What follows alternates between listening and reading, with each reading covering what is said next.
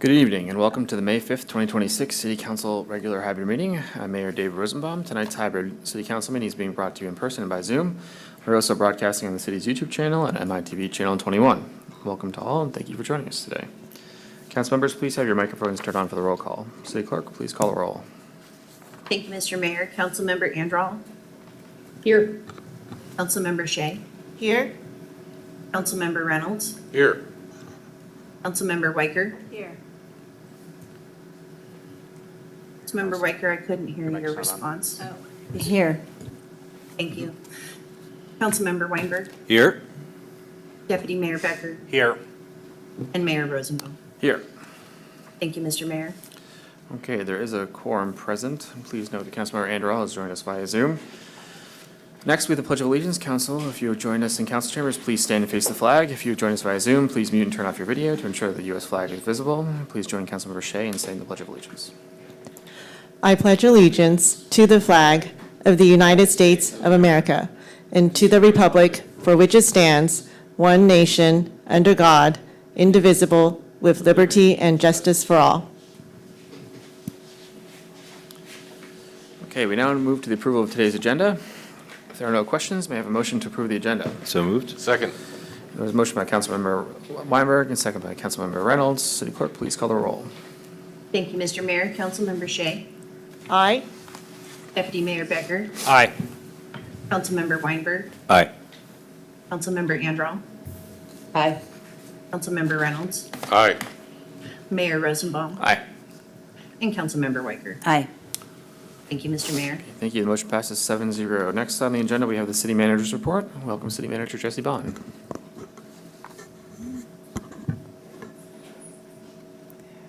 Good evening, Mr. Mayor, members of the council.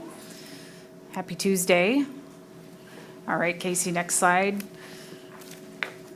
And one more for me. There we go. Council, here's just a look ahead at the upcoming city council meetings as well as your upcoming board and commission meetings. A reminder that we keep all of our meetings and the schedule updated on the city's website, which is on the link at the bottom of the slide. Next slide. Also, another reminder, this Friday is the application deadline for board and commissions. We are doing our annual recruitment. This is for positions whose terms expire at the end of May. We have quite a few expiring terms. Arts Council, 3 positions. Open Space Conservancy Trust, 2 positions. Parks and Rec Commission, 2 positions. And the Utility Board, 2 positions. So any efforts or assistance you could make in helping us bring in a couple more applications by Friday, that would be great. And the link for the application is there on the bottom of the screen, also on our website. Next slide. I wanted to just give you an update on our SCADA system replacement project. SCADA is the acronym. We love our acronyms in city government, don't we? Supervisory Control and Data Acquisition is what SCADA stands for. This is the system that we use to provide monitoring, real-time monitoring and remote control of all of our sewer pump stations, while also maintaining resiliency and reliability. So this project began back in January 2023 to modernize our multi-decade old system. So we have installed a new flow meter at pump station 11. That's taking place this week. We are planning for a brief shutdown of that pump station while we are working on that installation. Sorry, I meant to say that is happening, not that it has happened.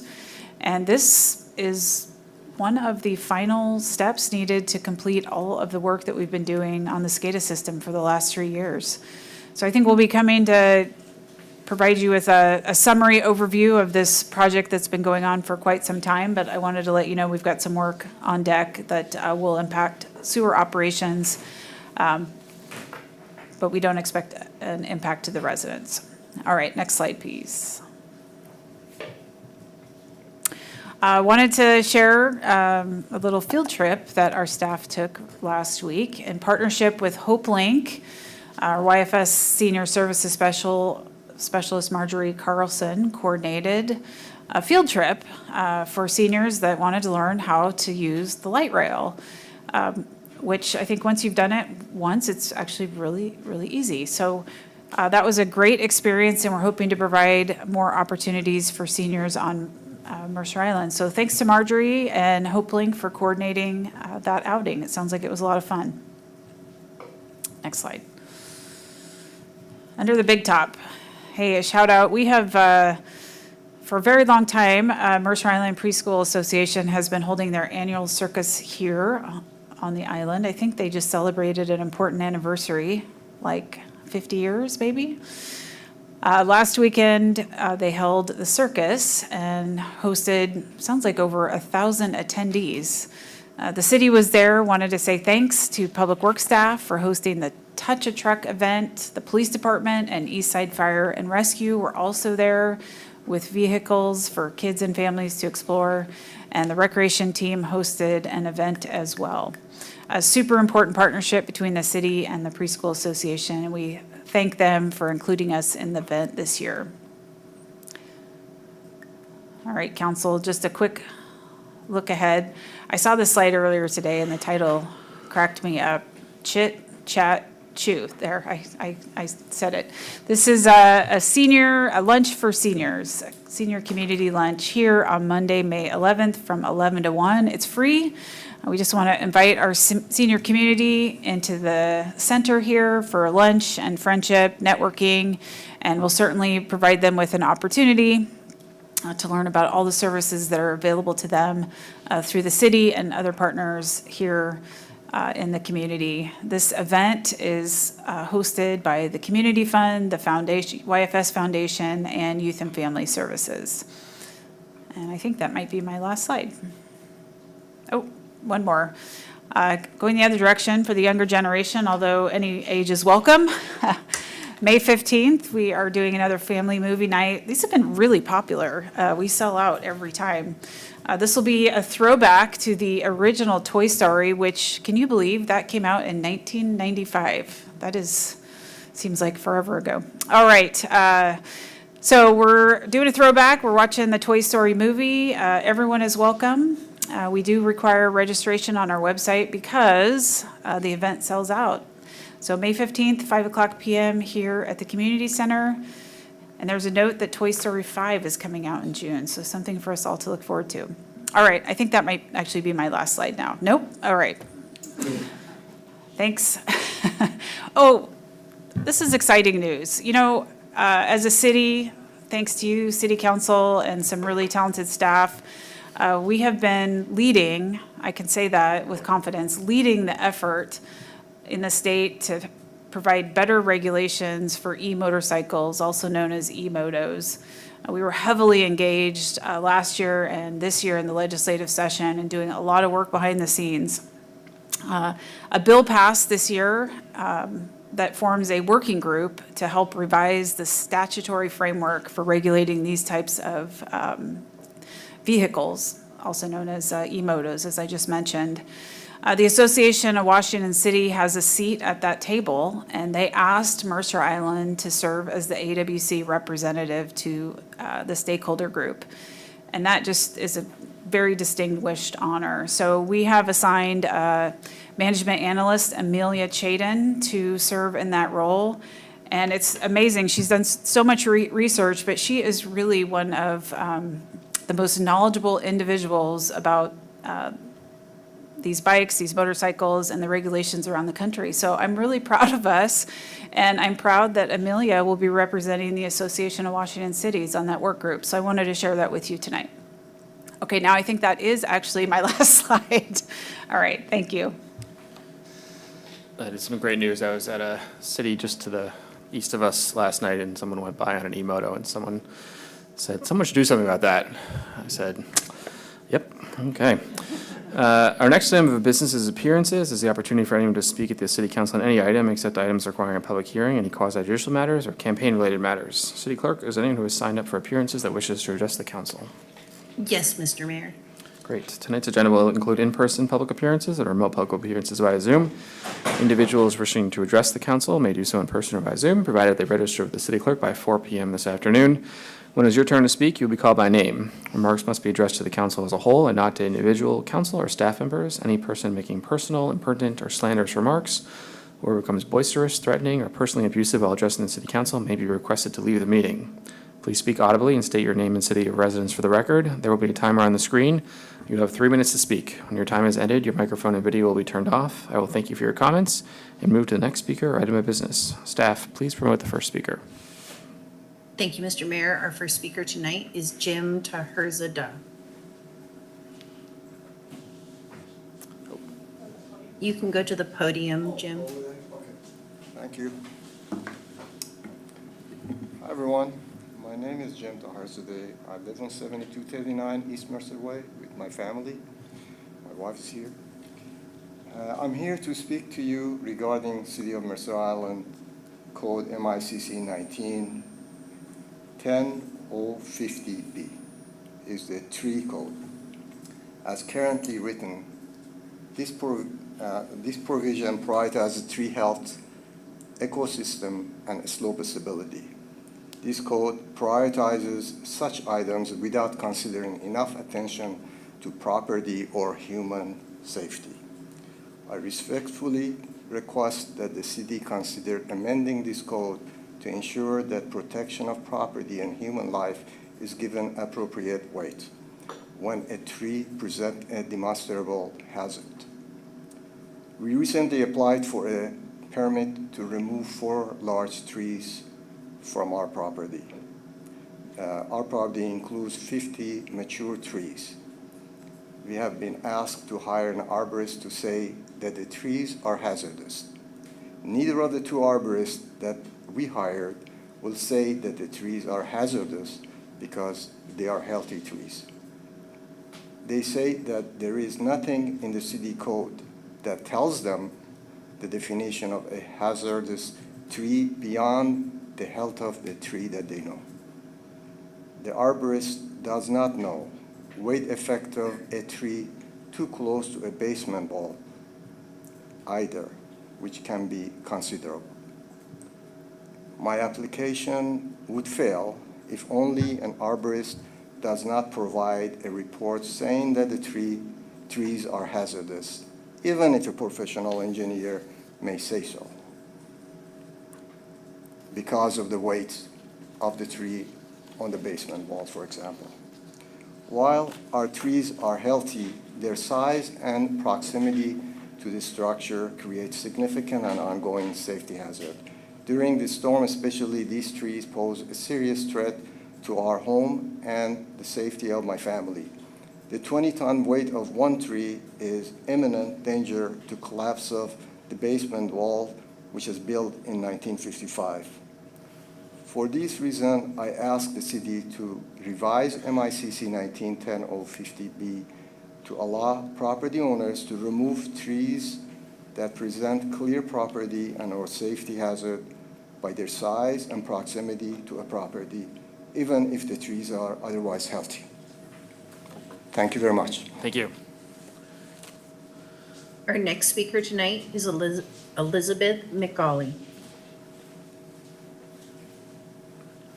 Hi, I'm Elizabeth McCauley, and I am a resident of Mercer Island, and I'm here just to thank the council for issuing a proclamation that is going to help promote safe boating here in the next season. Starting in May, on May 16th, there is National Safe Boating Week, and you are going to be issuing a proclamation that is going to encourage people to recreational boating safety. So thank you very much on behalf of Flotilla 22 of the U.S. Coast Guard Auxiliary. Thank you. Thank you. Our next speaker this evening is Addie Smith.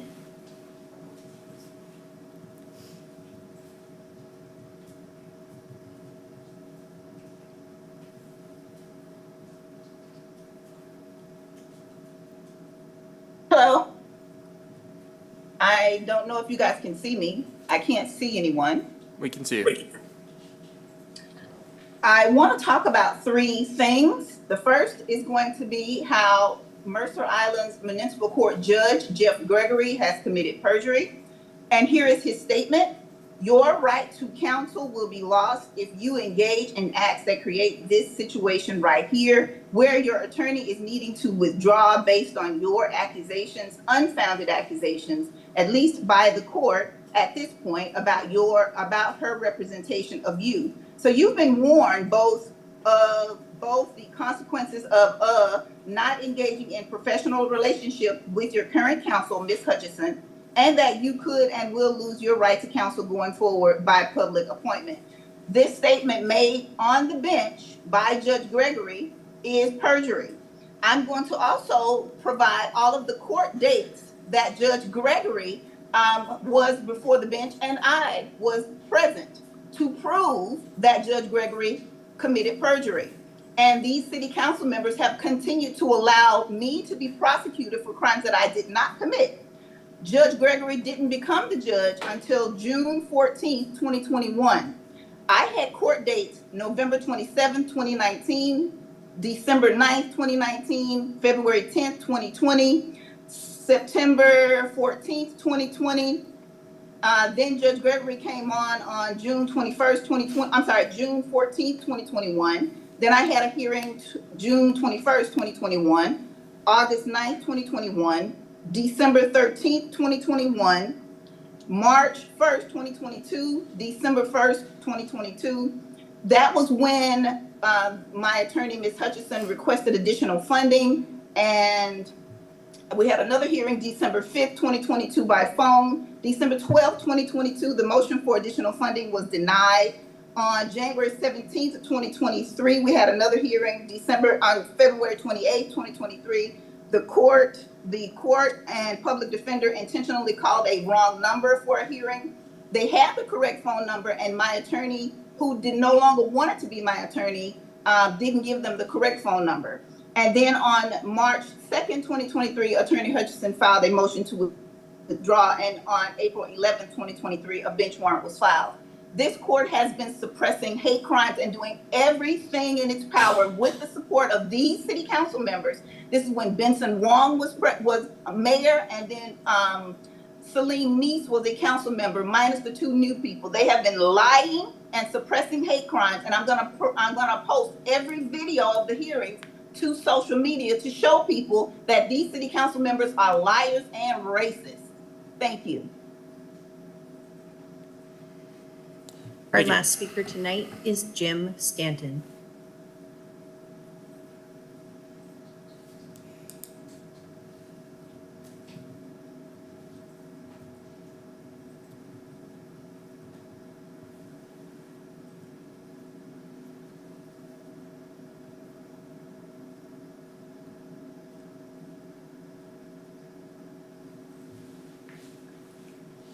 Am I on? Hey, Jim, we can see you. Thank you.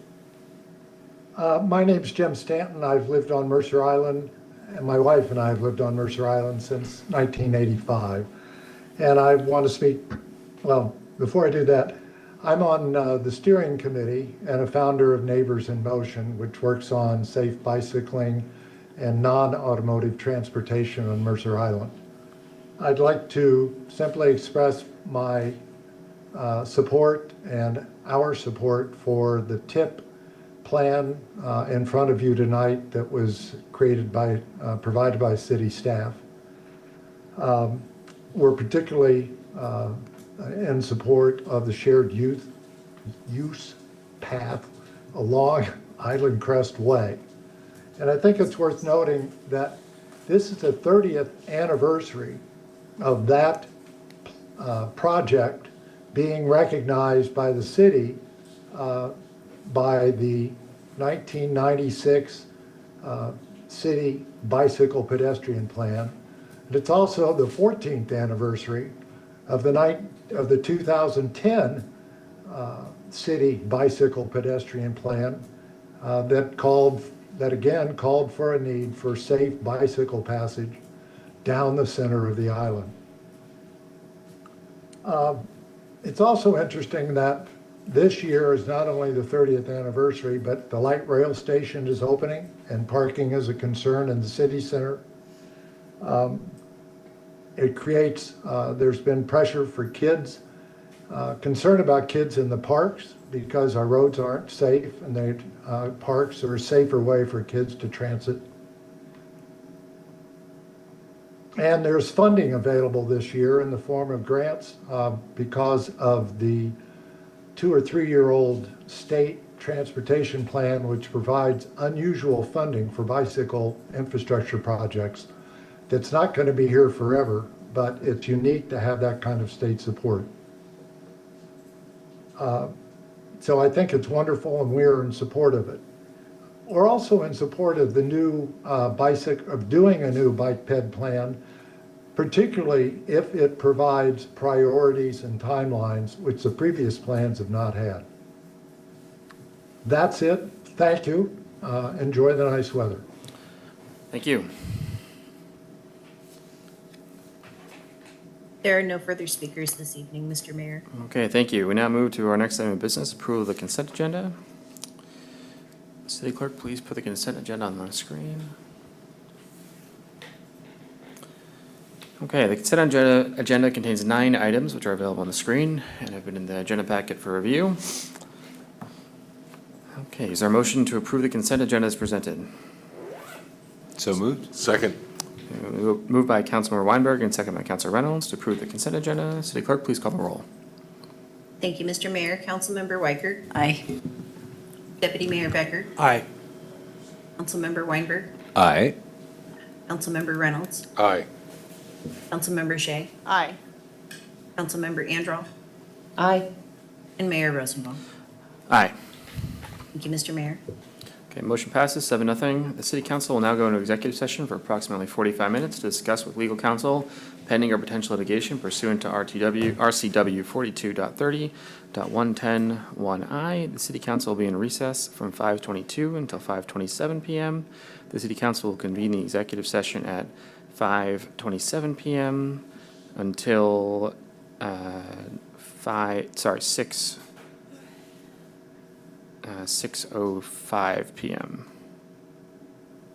Sorry, 6:15 p.m.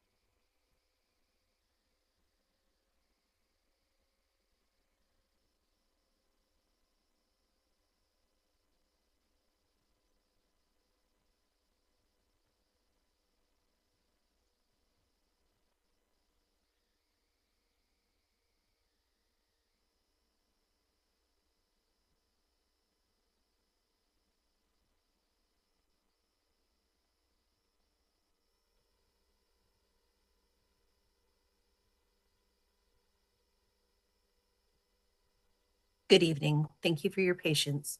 City Council will continue in executive session for an additional 15 minutes until 6:30 PM. Thank you.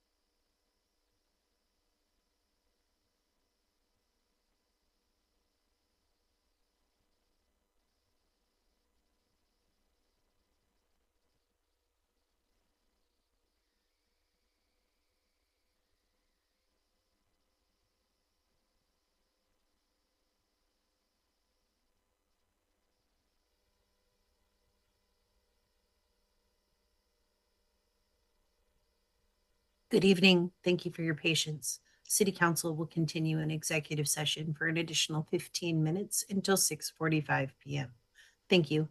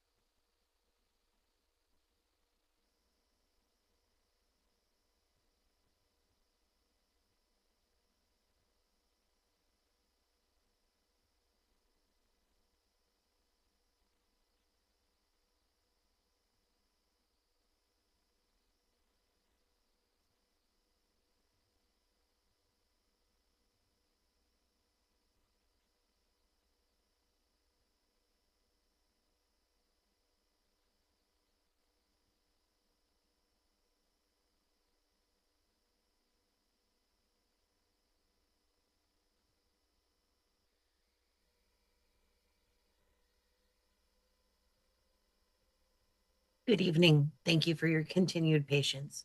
City Council will continue in executive session for an additional 10 minutes until 6:55 PM. Thank you.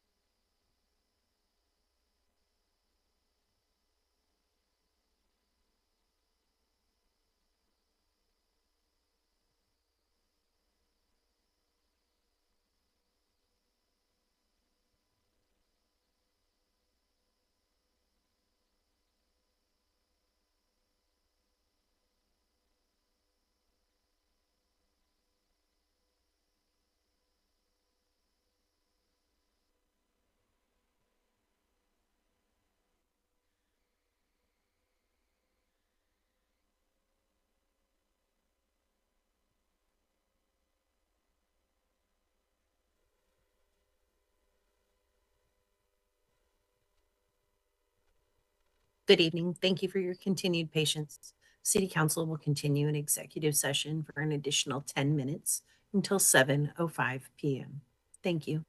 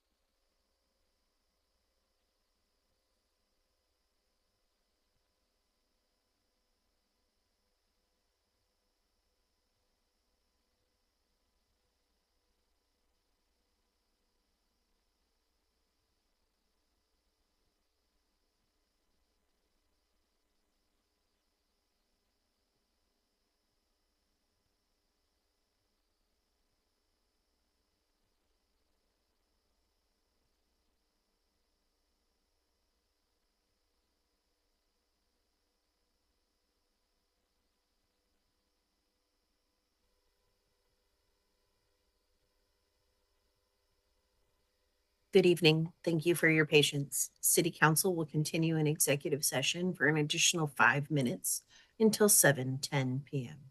Thank you.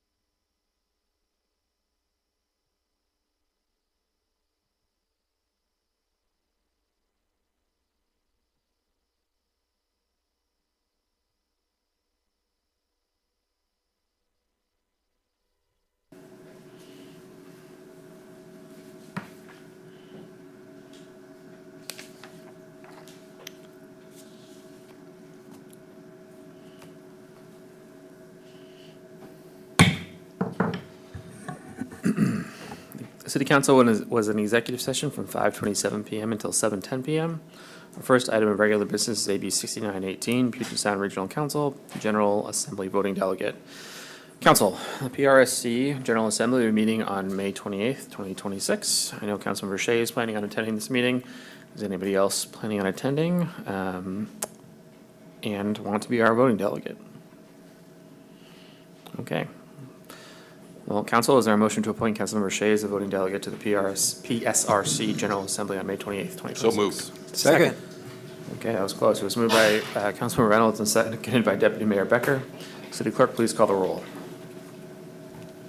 Thank you, Mr. Mayor. Councilmember Andral. Aye. Deputy Mayor Becker. Aye. Councilmember Shea. Aye. Councilmember Weicker.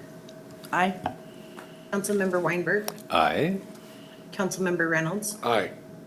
And Mayor Rosenbaum. Aye. Thank you, Mr. Mayor. Okay, thank you. The motion passes 7-0. Our next item of business is AB 6919, continuance of the April 7th, 2026 public hearing and adoption of the 2027 to 2032 Transportation Improvement Program, excuse me. Okay, the public hearing is now open as of 7:16 PM. Individuals who register with the city's clerk's office before 4 PM today may make a public comment on this agenda item. You'll be called by name when it is your turn to speak. Please speak audibly, state your name and city of residence for the record, and limit your comments to 3 minutes. City Clerk, is there anyone who signed up for the public comment that wishes to address the council? Mr. Mayor, there was no one who signed up to speak during the public hearing. Okay. Well, the public hearing is now closed as of 7:17 PM. Okay, we welcome Public Works Director Kelly Hildy. Okay. I realized I never pronounced your name out loud, so now I know. Thank you. Okay, mic test. Great. Well, good evening, Mayor Rosenbaum and City Council members. I'm Kelly Hildy, Deputy Director of Public Works. Joining me tonight is Ian Powell, the city's street engineer, who is available to help answer questions following the presentation. We also have our finance director joining us as well. We have a few slides this evening to provide a brief update on the 2027-2032 Transportation Improvement Program, our TIP, since our last meeting. Next slide. At your April 7th meeting, staff presented the draft TIP and opened the public hearing, which continues tonight and has been closed.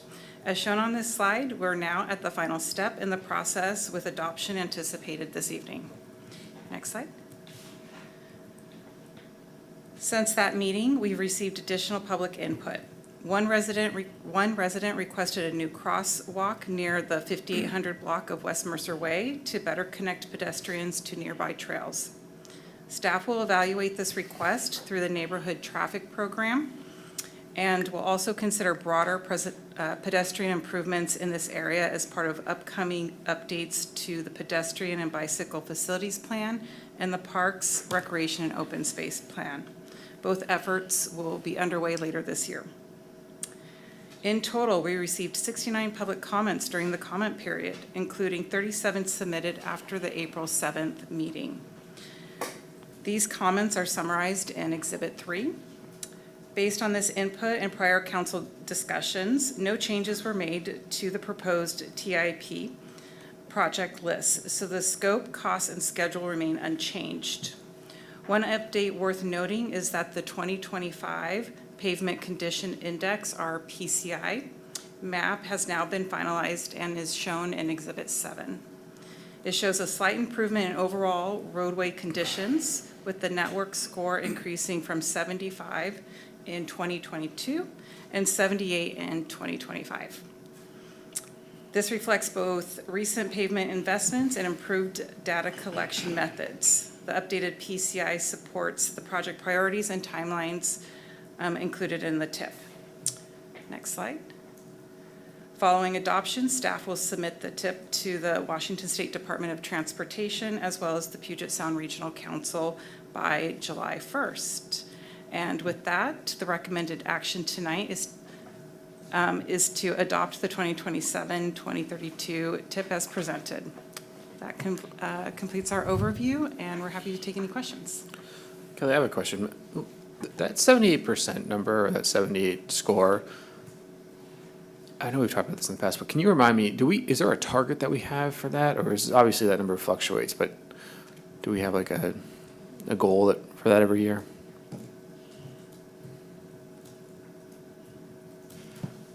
We don't necessarily have a target. Our goal is to at least maintain that number or improve that number. I would say we've been meeting that over the past 3 or 4 times. We've taken the PCI score, which is every 3 years, so last 10, 12 years. But as for a specific target number, no, we don't. I don't think we have a set number. Great, thank you. Anybody else? Councilmember Shea has her hand up. Yes, I just want to thank the staff for this process and the community engagement. I think that's really wonderful. We had 69 members of the community give input online. And, you know, I've looked at it. It's very detailed. And so I really appreciate the community for doing that. And we also had one person give input in person. And I think in general, the community seems very excited about addressing that missing link on Island Crest Way, especially as we now have the light rail. People are trying to figure out how to get there, and this would really help to provide that access to our community. And so having that shared use path, the phase 1 of that, you know, from Southeast 60th to Island Park School, so that will help a lot. And thanks also for the staff for getting that grant from WashDOT of $743,000. So just thank you for this process. Councilor Reynolds. I was going to say basically the same thing, but I've just note in particular that the fact that staff takes the time to respond individually to every individual comment is amazing and wonderful, and the sort of service that I don't imagine many cities do. So thank you. I'll third that comment. Anybody else? Okay, council, is there a motion to adopt the 2027 to 2032 Transportation Improvement Program as shown in Exhibit 1? So moved. Second. It was moved by Councilmember Anderall and seconded by Deputy Mayor Becker. City Clerk, please call the roll. Thank you, Mr. Mayor. Councilmember Reynolds. Aye.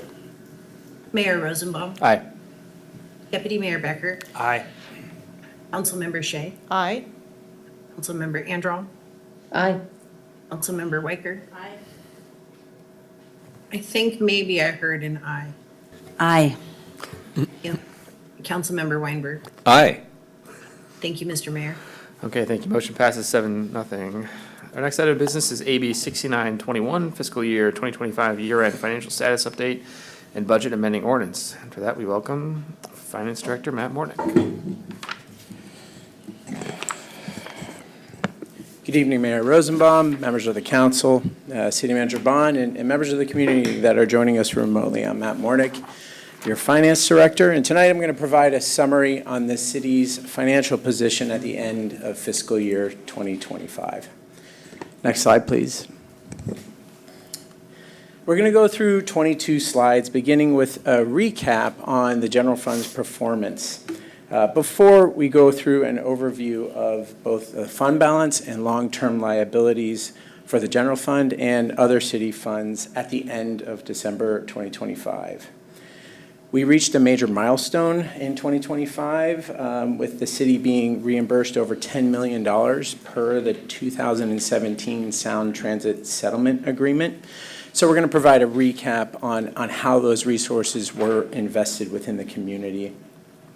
And then we're going to wrap up with a handful of proposed budget appropriations for the City Council's consideration that are included in the budget amending ordinance Exhibit 2 of our agenda item tonight.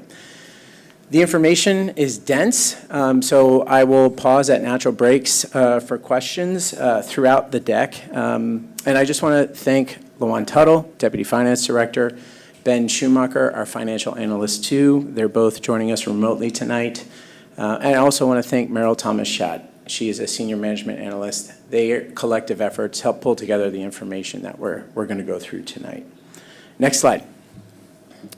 As the council is well aware, the 2025-2026 biennial budget was adopted in December of 2024, and it serves as the city's primary roadmap for policy as well as public spending in the current two-year period.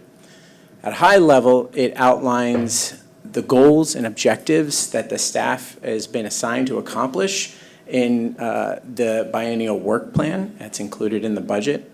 And it allocates the staff and the financial resources to bring those goals and objectives to light.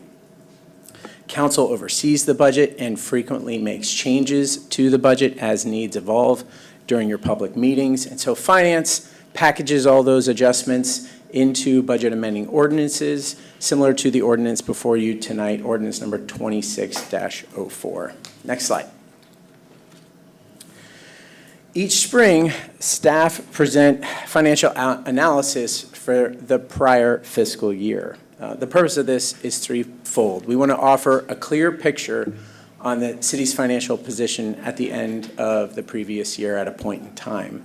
This really informs the policy decisions and the financial decisions that the council is making with the city's limited resources in the current fiscal year, 2026, as well as laying the groundwork for the significant work that we have ahead of us to build out the next biennial budget, the 2027 and 2028 budget. Work is already underway on that, and we are going to present the preliminary draft budget to the council in the end of September of this year.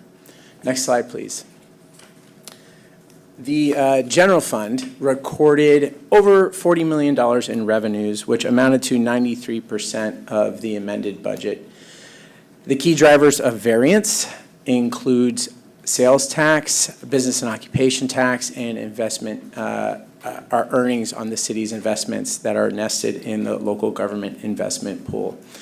I'm going to walk through in the next few slides and provide some more context into what happened with those three revenue streams. But overall, it resulted in about $1.2 million in additional revenues that exceeded our budget estimates, our budget expectations. On the other side of the ledger, we spent $42 million of the general fund expenditure budget. That amounted to 99% of the budget authority as granted by the city council to staff.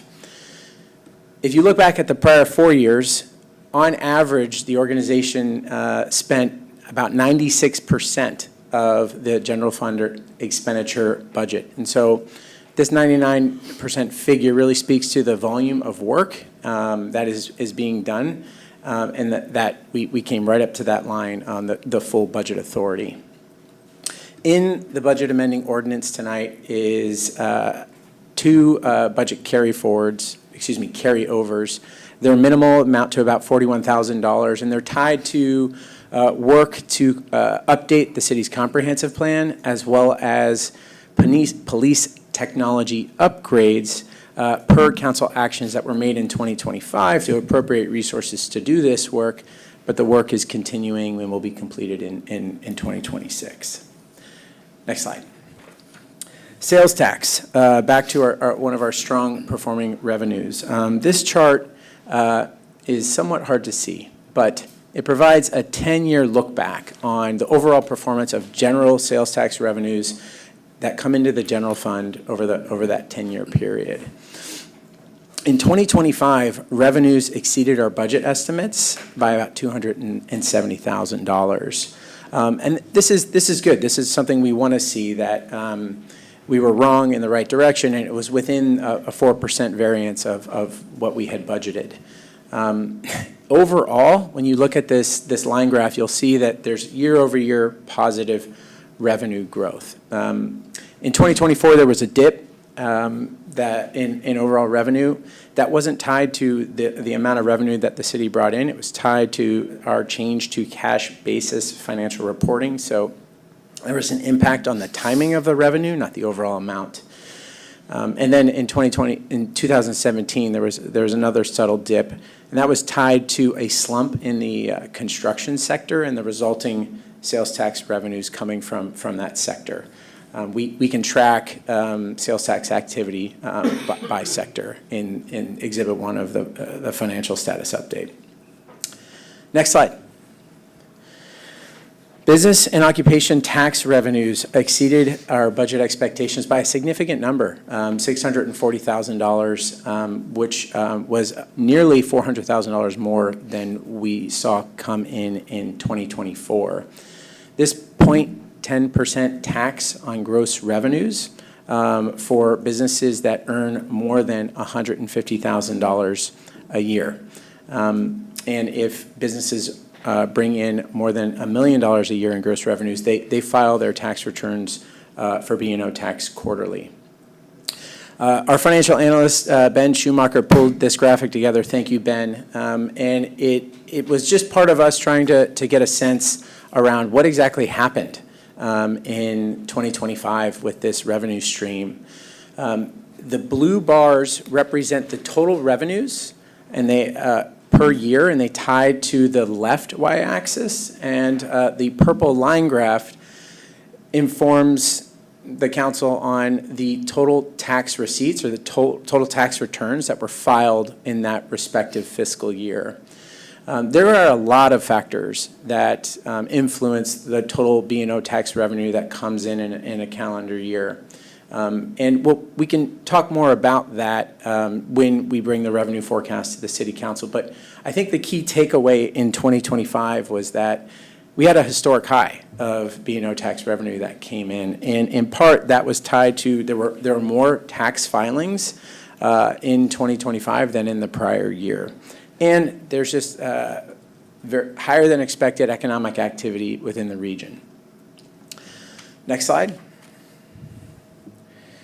This, a big fan of line graphs. So this line graph is over a 2-decade look back on the city's interest earnings tied to funds that are invested, tied to funds from the general fund that are invested in the local government investment pool. In 2025, we brought in $274,000 more in interest earning revenues for the general fund than we had anticipated. However, when you compare what came in 2025 relative to the prior year, you'll notice that there was a significant drop. 2024, that $2.1 million figure, represents the city's all-time high of interest earnings.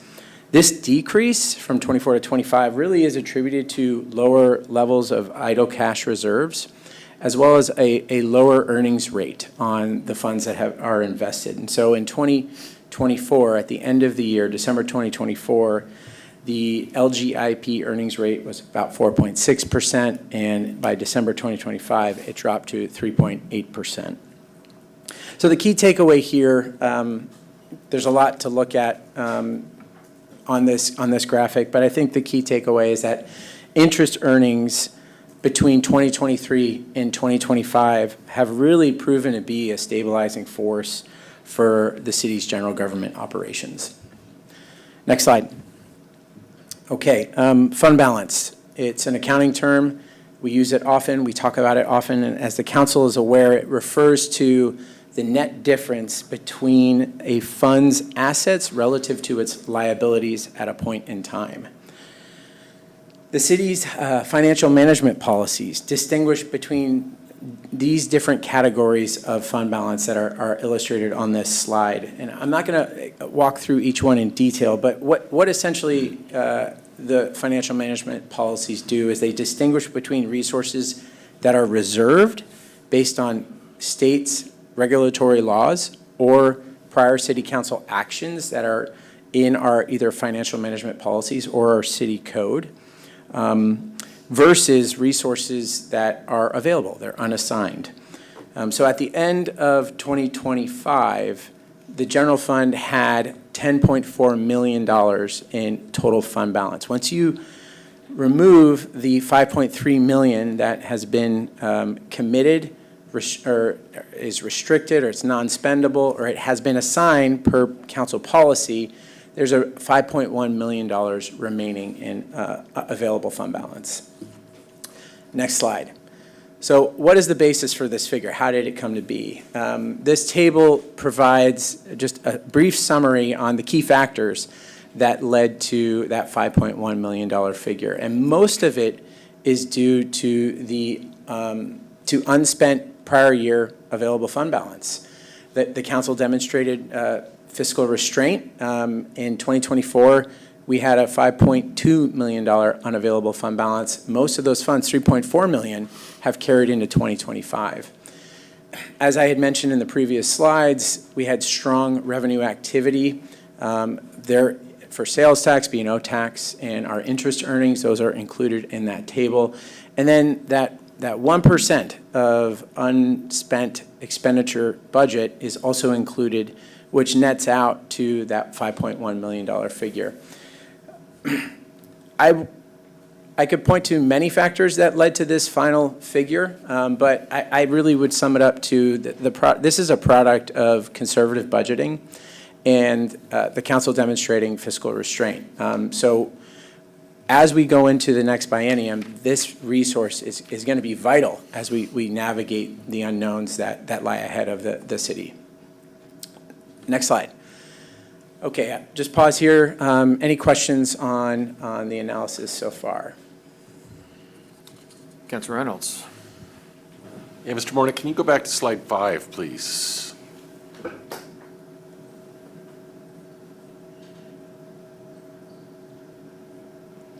Okay, this is something that I think I asked in the matrix, but I didn't understand the answer yet, so I want to see if I can get a handle on it here. We have $1 million in additional revenues that exceed budget expectations. It says in that second bullet point. And the prior line refers to variances in sales tax, B&O tax, and investment earnings, which are all directionally good things happening. That's consistent with the fact that we have more revenues than expected. But we're saying we have less, the first line says we're 93% of budget, which makes it sound like we have less revenues than expected. Okay. So help me to understand that. Sure. So as I mentioned, throughout the year, the city council adjusts the budget. You appropriate budget to acquire a new building. You set aside resources. You create a new fund via the Development Services Fund. So there's two examples right there that council took action in 2025 that were really significant and increased the revenue budget via budget transfers from the adopted budget to the amended budget. And so we transferred $3.3 million to acquire a new building. We transferred $1.7 million in restricted revenues that are tied to permit-related services from the general fund to the Development Services Fund when we created the Development Service Fund, which went live went live in 2025. So that increased the revenue budget and the amended budget figure. If you were to take all of those out, all of those budget transfers out, and kind of go back to the adopted budget figure, our revenues would have been 107% of the original budget. Thank you. That's perfect. Matt, can you go to slide, I think it's slide 7, the B&O. Do we know, for the folks that file quarterly when they hit that threshold, do we know of the increase over the previous year, how many folks fall in that category versus the previous year? It's not something that we track, but we can get that information. And based on, I can attest that based on what we just saw happen in 2025, my team and I have our work cut out for us for really kind of coming up with a better projection, a better forecast for B&O taxes, and that will involve going into the data. It's somewhat limited on what we can unearth, but I do believe that we can take a look at our quarterly filers and do a year-over-year comparison of what might have been coming in for each specific business. Yeah, I'm curious if there's something we should take there from in terms of the business climate, if there's been a shift on the island or something on those two. Councilor Weinberg. Yeah, I didn't see it mentioned on the slide. Are you going to be getting to in the future slides the EMS revenues? No, I was not planning to talk about that, but I'm happy to answer questions about it. Yeah, I got a question on that. So in the packet, it mentioned that there's $1.8 million in EMS revenues. So this is when someone takes an ambulance ride and it's collected by the Eastside Fire and Rescue and collected over the year and then transferred to Mercer Island in Q1 of each year. And so I was wondering about the interest that collects on the $1.8 million. Does that interest come with it, or does EF&R get to keep the interest? Okay, just so I'm tracking, you said $1.8 million is associated with what specific revenue? EMS revenues is the emergency or the emergency medical services revenue. When someone is transported to the hospital in an ambulance, they get charged for that. And the money is collected by Eastside Fire and Rescue. And then each year on Q1, according to our contract, they transfer it over to Mercer Island. I was just wondering whether the interest that accumulates in that in those funds also comes with it. And since I didn't manage to get this into the Q&A packet ahead of time, my apologies. It's okay to research that and come back later if you want. I appreciate the question. What's throwing me off is our emergency medical transports average about $500,000 a year. So the $1.8 million figure is accounting for not just our medical transports. Okay. But our Deputy Finance Director has just joined us, LaJuan Tuttle, so she might help round out our explanation here. Thanks. Hi, your Deputy Finance Director, LaJuan Tuttle. Just to clarify, the $1.8 million is a combined total.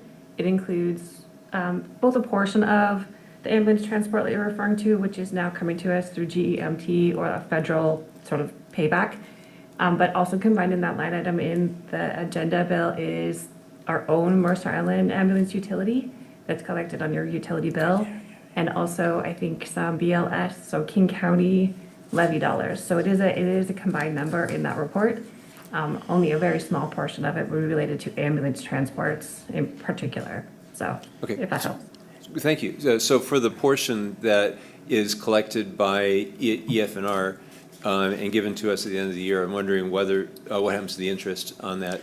No interest comes back to the city. We pay a small administration fee per our interlocal agreement, but no interest associated with those revenues comes back to the city. Okay. It would be, pardon the pun, interesting to know how much of that interest is being kept by, or how much EF&R is benefiting from being able to accumulate the money throughout the year, and whether that needs an amendment next time that we revisit the contract to see what's fair. Fair point. Thank you. Thanks. Keep on going. Okay, let's keep on trucking. Thank you for the questions. I think we're on slide 12.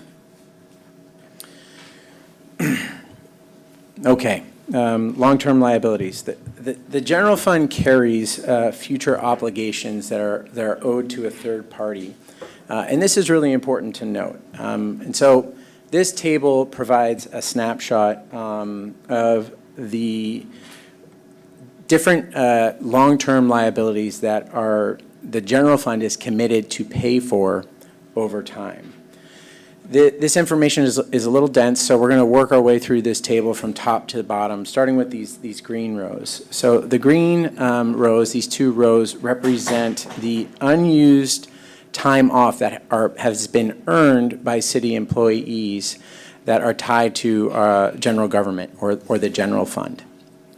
And so this is the total liability of that. So if employees leave, the city is obligated to pay their vacation cash out because all of the vacation hours that they earned. The row beneath it is somewhat similar, going back to that Eastside Fire and Rescue interlocal agreement. When we entered in that agreement in 2024, we committed to transferring the liability of that compensated absences associated with all 28 firefighters that went from Mercer Island to Eastside Fire we transferred that liability, the accrued liability that we built up, with over a 3-year period. So this is the third and final payment that will go out, in fact, this year, that $369,000 figure. The next section of color, these purple rows, these are the rent-to-own and active service contracts that run city operations. So that includes equipment leases, our leases for facilities, including the space in the city hall at Newcastle to run our municipal court operations, our modular buildings to run police operations, and our software licenses like Enterprise ERP, that is our financial accounting system. And then finally, these bottom 3 rows, which make up most of our long-term liabilities, are the retirement and healthcare costs that are promised to retired workers. So once you add that up, in the bottom right corner of this table, you can see that the long-term liabilities that are associated with the general fund at the end of December 2025 amounted to $12.9 million. Next slide. Again, a very difficult slide to see, but this table takes what we were previously looking at one step further. From left to right, this table summarizes the available fund balance relative to the long-term liabilities for each of the funds listed in that first far left column that actively have either available fund balance or long-term liabilities at the end of December 2025. The next column is the description of how the available fund balance for each fund can legally be used. And then the far right column lays out and references all of the regulatory statutes, both within the city code and within the revised code of Washington, as well as some case laws that directly regulate how we use available fund balance. Believe it or not, this is a distilled version of the tables that were included in Exhibit 1. So I know this is somewhat dense information, but it's really important because when you look at the bottom of that table, you'll see that available fund balance at the end of December of 2025 in the funds that are listed was about $18.7 million. And this table explains how those resources can be used.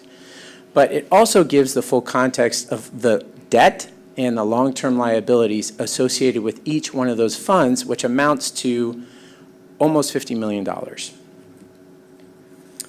Next slide, please. Brief update on contingency fund. This is the city's rainy day reserve. It has a current balance of $4.9 million. Relative to the 2025 general fund expenditure budget, it amounts to 11.6% of that.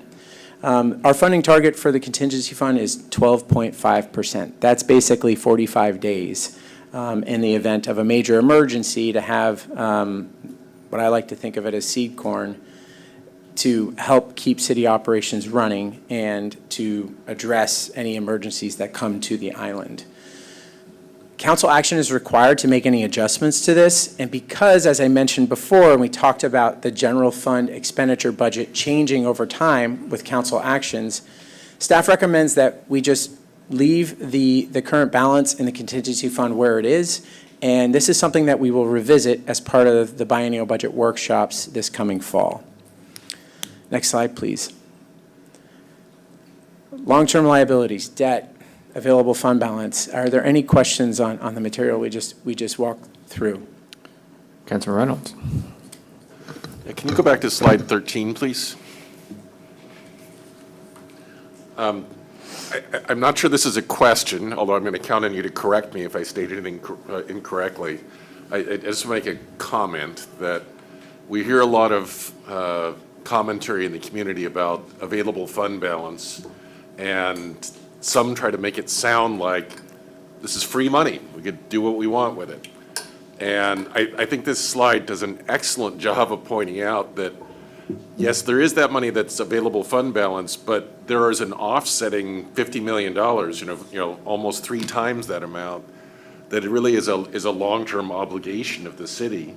And so that, what we are calling available fund balance, is not really available.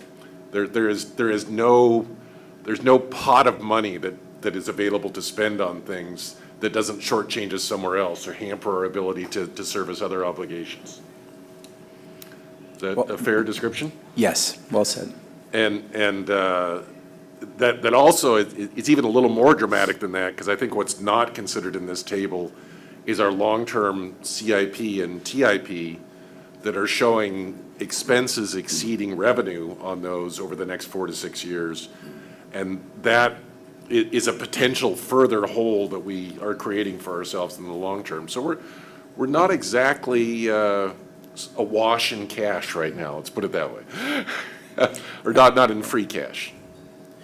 Yeah, I would agree with that statement. And I think it's an important point that you mentioned about the capital improvement program. This is something we're going to work on collectively in the fall. The staff team is actively building out the capital improvement program right now. I will note that the capital improvement program takes a 6-year look. That's the 6-year planning period. We take a longer horizon because when we talk about infrastructure, particularly critical infrastructure, we want to know what we need to do in the near term, but also what we have hanging out there in the longer term. Even though we take a 6-year look, we only appropriate funds for the first 2 years. So we take small incremental bites at the capital program, and that's been the case since as long as I believe the city has been operating with a biennial budget, a 2-year budget structure. So even though we know that we have a lot of work to do in those out years, in years 3 through 6, we're using the time now to figure that out and get creative and find resources. We just worked through the Transportation Improvement Program, and I appreciated the comment Councilmember Shea mentioned. Staff brought in over $1 million in outside funding that's leveraging the completion of major capital improvements for the transportation system on the island. Thank you for your comment. Thank you. Okay. Okay. I'm going to try to move quickly through our last 6 slides here. As I mentioned earlier, in 2017, the City Council agreed to a $10.05 million mitigation package with Sound Transit to offset traffic impacts from the opening of light rail. These resources came with important restrictions that were stipulated in the actual settlement agreement. The 2 I want to highlight here are that these dollars could not be used for day-to-day operations. The agreement specified that this money had to go to capital improvements that were helping address the impacts of the light rail opening. The money was also time-gated, meaning that the city had to spend our resources first and then go through a reimbursement process to recoup the money. And we had to do it before December of 2025. And I'm very pleased and proud of the staff team because we successfully recouped all of that $10.05 million prior to the December 2025 deadline. Next slide. Okay, so this table, just I want to include it for the record. It lays out at a high level some of the major projects that were completed over this 8-year period and that were paid for with Sound Transit mitigation money. This is something I hope the council keeps in their back pocket when out talking with the community. But these are significant pedestrian improvements. They include new lighting, upgraded crosswalks. There's improved roadside shoulders on some of the city's main thoroughfares. There's ADA accessibility by the way of new curb ramps and rapid flashing beacons. So I just wanted to share that. Next slide, please. There are 2 budget appropriations before council this evening outlined in ordinance number 26-04. Staff is recommending that council appropriate $150,000 for real estate services and for ongoing work to update the city's comprehensive plan by the July 31st, 2026 deadline. Next slide.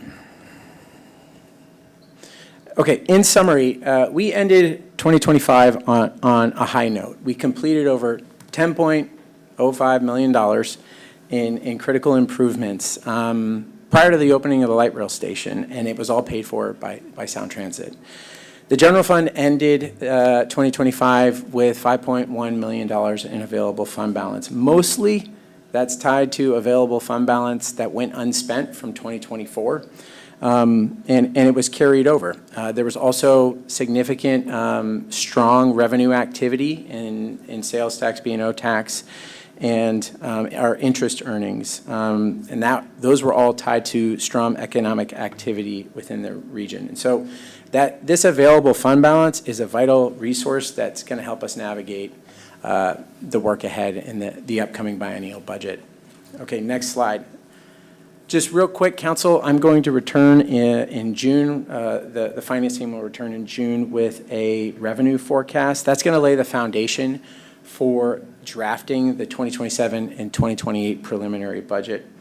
During the workshops for building the budget this fall with the City Council, staff is going to provide recommendations on the potential disposition of the unassigned fund balance in the general fund. Next slide. This is the recommendation before Council to adopt ordinance number 26-04, amending the 25-26 biennial budget. Next slide. Okay, and with that, I'll open it up to questions and we can stop sharing the deck. Thank you, Ben. Okay, Councilmember Weicker.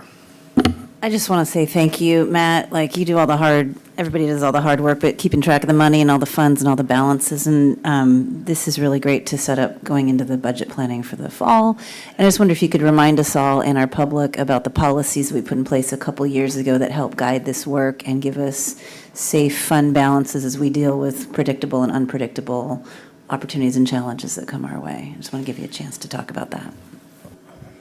Thank you, Councilmember. In 2021, a ad hoc council committee that included Councilmember Reynolds, Councilmember Weicker, and former Mayor Neese, we went through and developed new financial management policies. The latest version of these policies is nested in resolution number 1667. They lay out in detail a game plan to manage the city's finances for the long term. The policies essentially equip the council and the organization with tools so that we can really prudently manage our limited resources while also striving to achieve our long-term goals. We bring these policies to the council as part of the budget workshops so that we can revisit them. We want them to make sure that they're a living document, they still remain relevant and useful, and we change them as needed as things evolve. So I appreciated the work that we did. We still reference that document regularly. It is an important tool in our overall toolkit for managing the city's finances. Councilmember Reynolds. Yeah, I just wanted to take a minute and thank you as well. I think these presentations keep getting better and better. And in particular, this time, you did a great job of helping to understand what a fund balance is versus what it's not, and what the offsetting obligations are. I think it's all the new information you provided this time was tremendously helpful, and I hope you can continue with that. As we think about going forward for the revenue forecast, it seems like on the revenue side, well, on the expense side, we're doing a great job. 99%, you can't ask for much better than that at predicting things.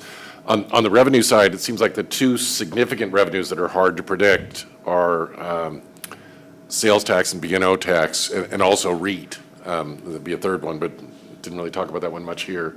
I'm going to encourage you, to the extent that you have time, to put your thinking cap on and try to sharpen the pencil on that and do your best to explain why there have been some deviations and give us some information that will allow us to have comfort with the future forecast going forward on those things. Okay, thank you for that feedback. Councilmember Shea.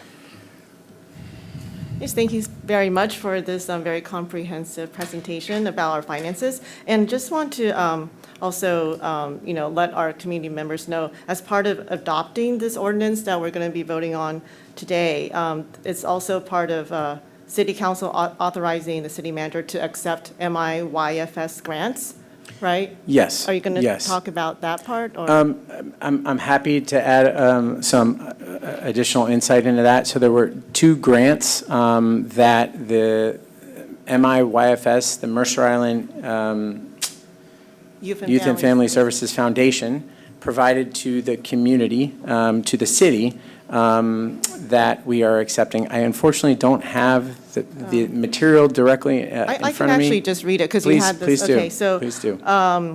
So separate from the $150,000 general fund balance appropriation request that you just mentioned, the Mercer Island Youth and Family Services Foundation awarded $30,000 grant to the City of Mercer Island's Youth and Family Services Department in January 2026 to support and sustain critical services for older adults. And the foundation also approved a one-time grant to help fund 2 key senior initiatives in 2026, the Stay Active and Independent for Life Falls Prevention Classes and the Senior Risings newsletter. And the grant also offset administrative and supplies costs associated with 3 monthly senior support groups, Living Alone, Caregiver Support, and Deaf Cafe.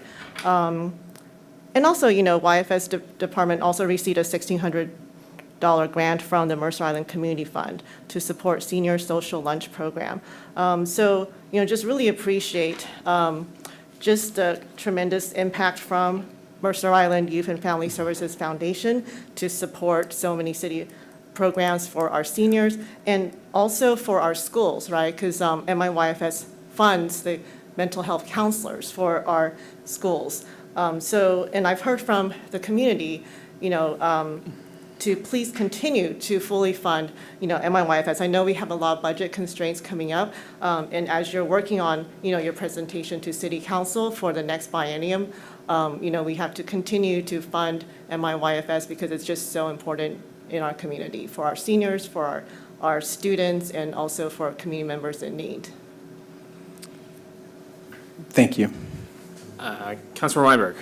Yeah, I just want to say great job as always. Thank you. Thank you.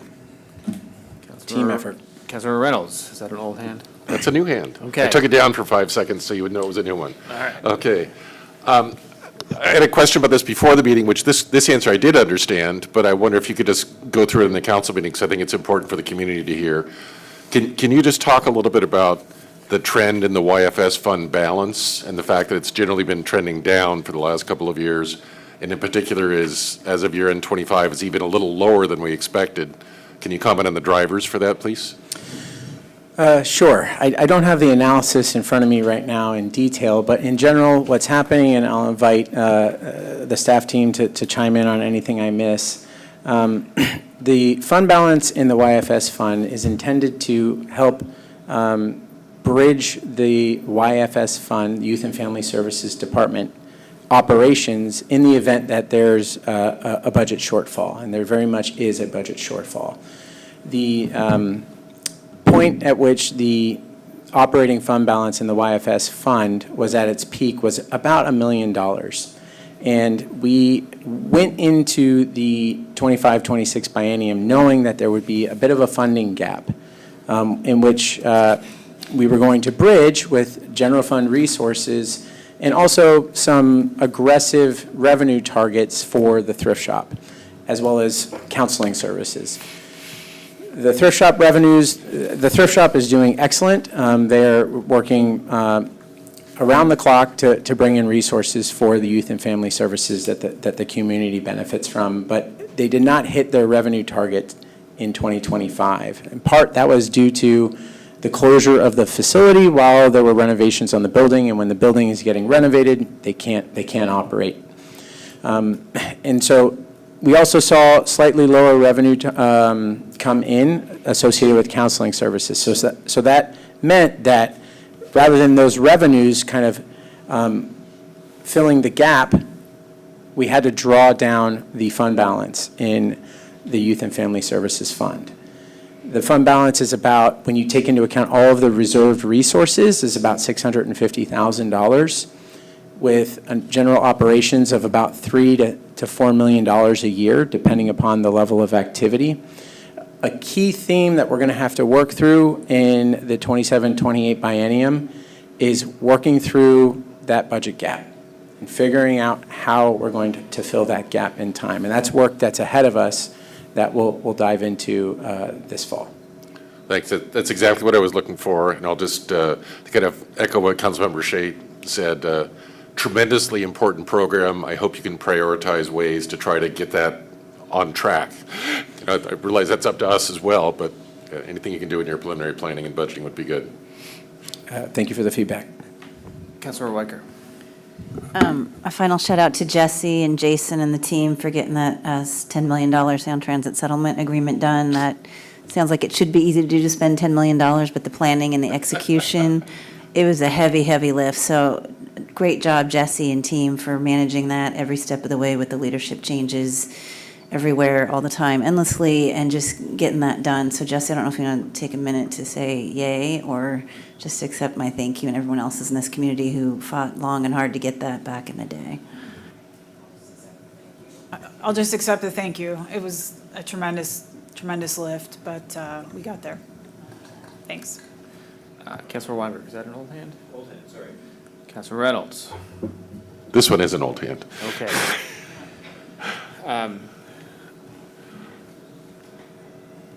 Matt, as you kind of go into thinking about how we're going to talk about this in the fall, when I talk with folks in the community about the budget, I think sort of people go back to things that they know really well. So whether it's their household budget or their company budget, their small business budget, whatever that might be, and they try to, sort of draw those parallels to what the city budget is. I think all of us in this room know that it's tough to draw some of those parallels, but I think it's totally understandable. That's kind of where people go. And the picture that I've been trying to paint with people is that we offer a very high level of service. And in the last, pick a time frame, 6 years or so, the cost to deliver those services has gone up significantly. As I think any business or household budget would reflect, the cost of buying things has gone up in the last 6 years. What is different is sort of hard to explain because we have different revenue sources that are restricted in so many ways, and those numbers differ, is that we can't say, oh, our revenue went up 1% every year, right? That's the property tax increase, but that's not representative of other pieces of the budget. That doesn't reflect a soft REIT revenue. Depending on the year, you sort of have these fluctuations one way or the other. Yeah. And I think where we could use some help telling that story is to understand the delta in the cost of delivering those services versus the revenues that have come in to deliver those same services. Because I think as we talk about it, I'm sure we will, is sort of getting to that point where the two lines cross, which I think unfortunately is not in the too distant future here, is how do we make some of these tough decisions? So that's my ask. I know that's a very open-ended question. So if you could answer right now, I'd appreciate it. I also want to say, for folks watching at home, there's a couple dozen questions that were submitted beforehand that go into the weeds and a lot of the materials that are in the packet. So I'd encourage folks to watch those, anyone watching to read those as well. I think they were insightful questions and insightful answers, so I appreciate colleagues on the council, but also your team for those answers that are turned around in short notice. And obviously this presentation that took a lot of work, and obviously the work that goes into doing the work is significant as well. So thank you for that. I'll give you that if you want to close or. No, I really appreciate the guidance tonight, Council. This is really helpful information because we have important work ahead of us. And municipal finance, believe it or not, is not the easiest river to navigate, but I'm all in it. And I appreciate the feedback, and we'll make a point to make sure that we have the right tools to work our way through some of the difficult decisions we have to make around prioritizing how we use our limited resources and share that information with the community. So thank you. Great. Okay. Thanks, Matt. Thanks. We have a recommended business motion. of the day. Council, is there a motion to adopt ordinance number 2604, amending the 2025 to 2026 biennial budget? So moved. Second. It was moved by Councilman Reynolds and seconded by Councilman Weinberg. Would you like to speak to your motion? I think I've covered it, or we've covered it, Matt's covered it. Okay. Please vote yes. Clerk, please call the roll. Thank you, Mr. Mayor. Councilmember Shea, Aye. Mayor Rosenbaum, Aye. Councilmember Weinberg, Aye. Councilmember Weicker, Aye. Councilmember Reynolds, Aye. Councilmember Andral, Aye. and Deputy Mayor Becker. Aye. Thank you, Mr. Mayor. Thank you. The motion passes 7-0.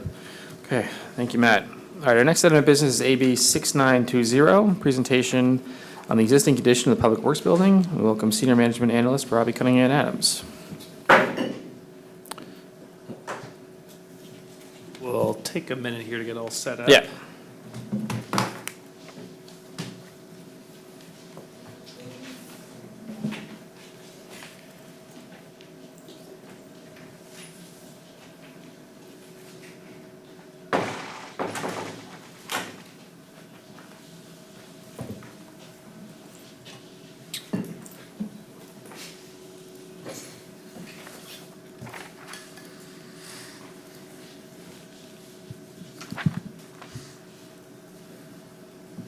All right, good evening, council. For the record, this is Robbie Cunningham Adams, your senior management analyst. Tonight, we are going to present on the existing condition of the Public Works Building.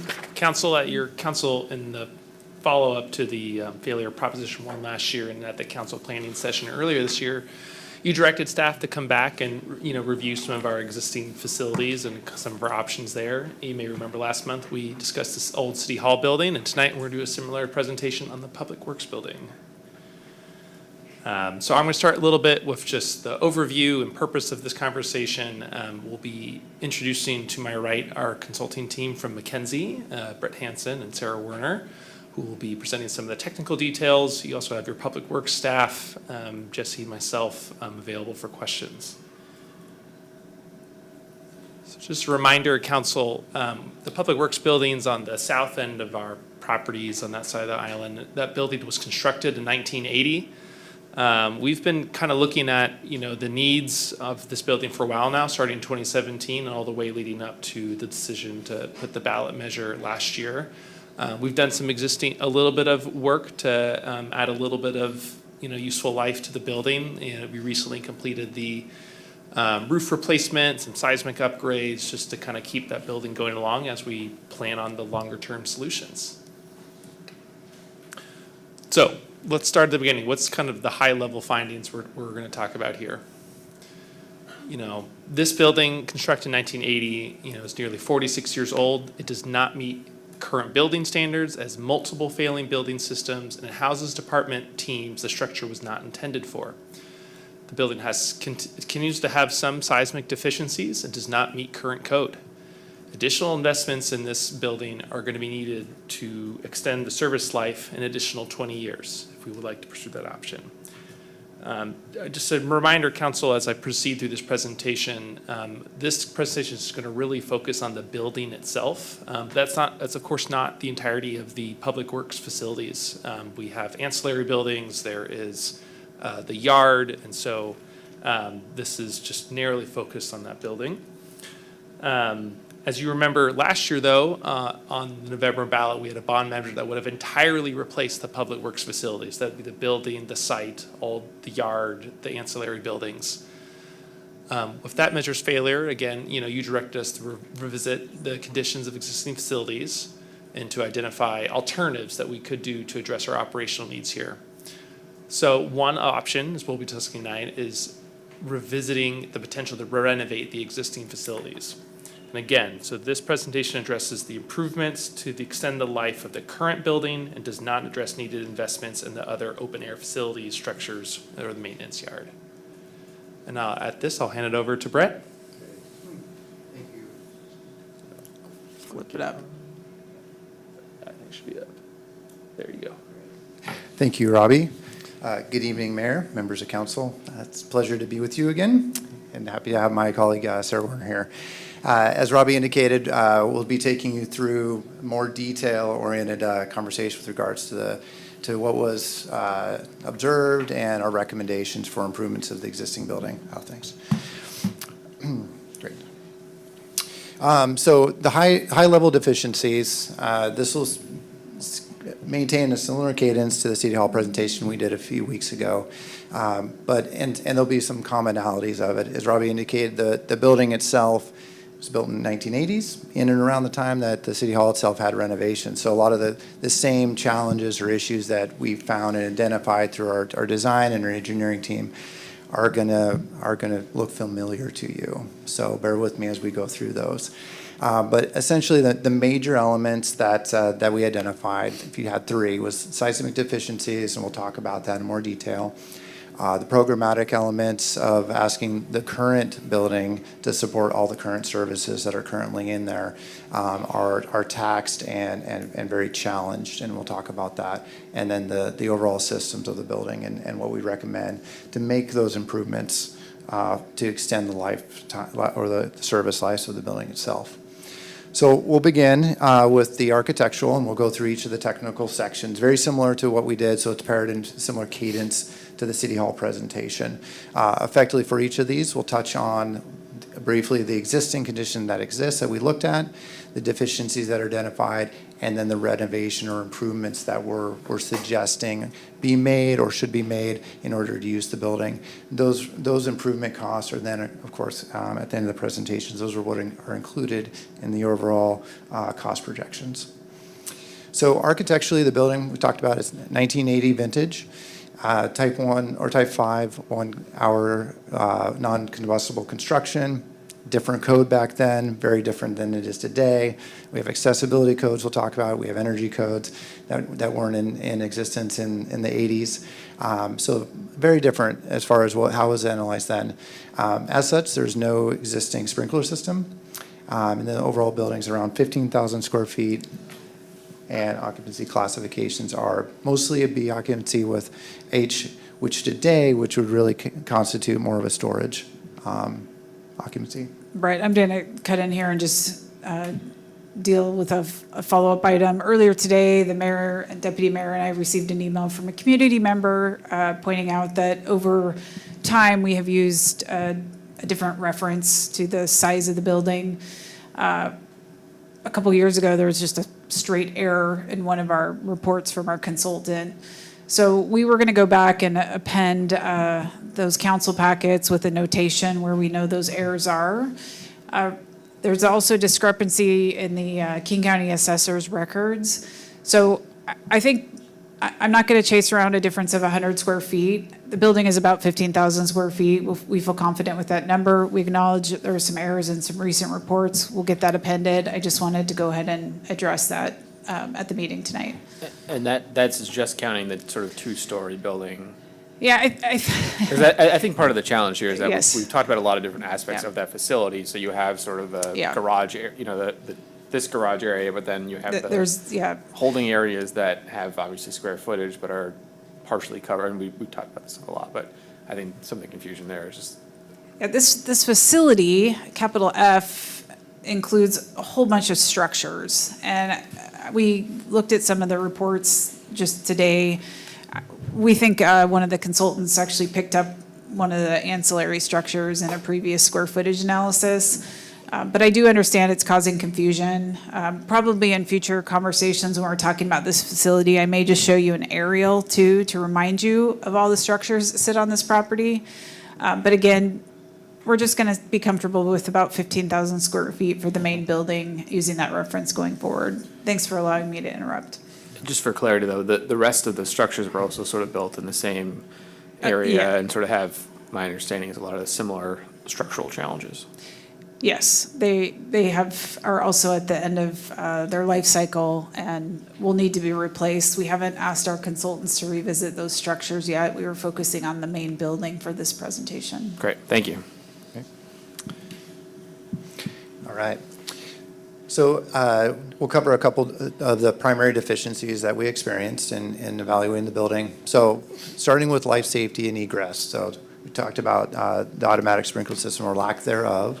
Accessibility-wise, there's no egress path out to the street, which would be common and expected. It's, of course, tucked pretty far back, so that's a fair length to go. Fire separations, it's an older building and limited documentation. That's an area that deserves further investigation, but based on what we've experienced and the type of occupancy between the S occupancies and the Bs, we'd expect that it's probably lacking in that category. And then improvements on signage and emergency egress wayfinding. On the envelope perspective, keeping up with today's energy code as well as best practices in our region, some of the observable issues that we note on any building of this age is really going to be moisture intrusion, things that we can readily see. But even with the City Hall, we mentioned that the larger issues or the challenges that we really see are the things that we can't see in the walls themselves. So you have air infiltration that results in moisture infiltration.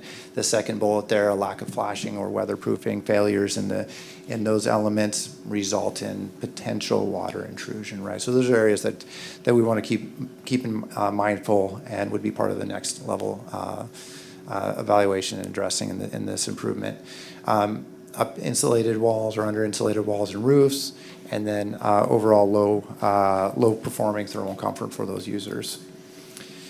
From accessibility perspective, there are elements in there, but they just don't meet current code. So when you're talking about your guardrails, your handrails, those nature, there are specific elements to those. They don't meet current code, so those would be modified.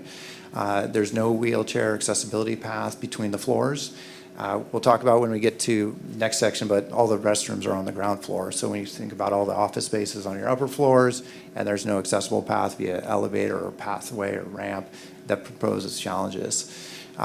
The toilet rooms, showers, and locker rooms do have accessibility improvements in them. They simply don't meet current code. So there's some refinement and revision there. And the same would go for any of those ancillary door hardware, countertop, break room equipment, and things of that nature that would be addressed in a renovation of this type. So as far as how we would address that or recommend. So first, we'd highly suggest you put in an automatic sprinkler system. These are costly assets, as well as improving life safety for your staff in those buildings and any public visiting them. The complete space reconfiguration or final occupancy. So we're going to touch on that a bit later, but essentially the point on that from an architectural perspective is the building is housing staff that was not currently planned for. It was a purpose-built public works facility, but things change over 46 years. And so the type of staff and the services and operations that the city provides to the community have changed. And that building right now programmatically is very taxed to the point that staff are overburdened in the office areas. They're bleeding in. They're in converted shop space below, right? So those are spaces that weren't originally designed, and that's leading to a lot of the challenges or deficiencies that currently exist. So that's an area we can't emphasize that needs to be underlined, and we'll talk about kind of some relief that is offered towards the end of the presentation. Addressing your accessibility updates for your stairs, your ramps, looking at compliant restrooms and so forth, and then addressing your building envelope for water intrusion as well as insulation and bringing it up to current standards. Moving on to the structural component. So existing conditions. So this is how the building's made effectively, right? So your main building's masonry and concrete. You do have wood trusses for the roof and wood sheathing throughout. And then you have a unique and special concrete plank system above the warehouse, which previously had a green roof. So I'm glad that you guys took that off. So your foundation system is shallow strip footings, supporting the overall structural system in and of itself, and we'll talk about that a little bit more. That's your existing building. In addition to that, just to kind of build off of that, as mentioned, as Robbie indicated, in 2023, we understand you guys went through an assessment and then you did selective upgrades. And these selective upgrades were voluntary in order to improve the overall performance of the building. The assessment, as we understand it, was seeking to update to a Category 3 that we'll touch base and go into more detail on. But it's important to note that the existing condition before those updates were made didn't even meet a Category 2 risk category, which is a basic building. That's a base building for what you would expect for this. And so these voluntary upgrades were intended to improve on that. Some of the select ones that were implemented included additional foundational support for your grade beams in the maintenance bays, additional lateral bracing in your non-structural walls, removing the green roof, as I mentioned. So that's a huge load-bearing capacity on that existing plank roof. So removing that helps with your structural performance. And additional top and structural anchorage, as well as diaphragm nailing. So these are things that were done that help connect the building and keep it performing and operating and transferring those loads all together better. So now we mentioned you didn't do all of them. They weren't all implemented for whatever rhyme or reason they weren't. And these are some areas that we would suggest or recommend as consideration to pursue a category level 3. So right now you're in a 2, 2.5 something. It's in between a 2 and a 3, right? So in order to improve the structural performance of the building, you'd also have to upgrade your structural, your shear walls, increasing the capacity for those to transfer the loads. In addition to that, obviously those shear walls are connected to your foundation. That needs to be addressed. And then improving beyond even what's already been done, those diaphragms and those connections at the roof. So before we go into the recommendations and renovations, just going to kind of pause on this diagram that we looked at the city council or the city hall presentation. So effectively, when we evaluate or we look at these types of buildings, or our structural engineers look at these with us, there's some key things that we should just pause on. It's from building off of what we talked about previously. So first and foremost, we're going to focus on seismic because that's what we deal with here. If we were in the Midwest or we were in Florida, we were somewhere else in the United States, we'd still be beholden to a risk category. We would just have to consider different types of forces, right? So we have the luxury of dealing with seismic.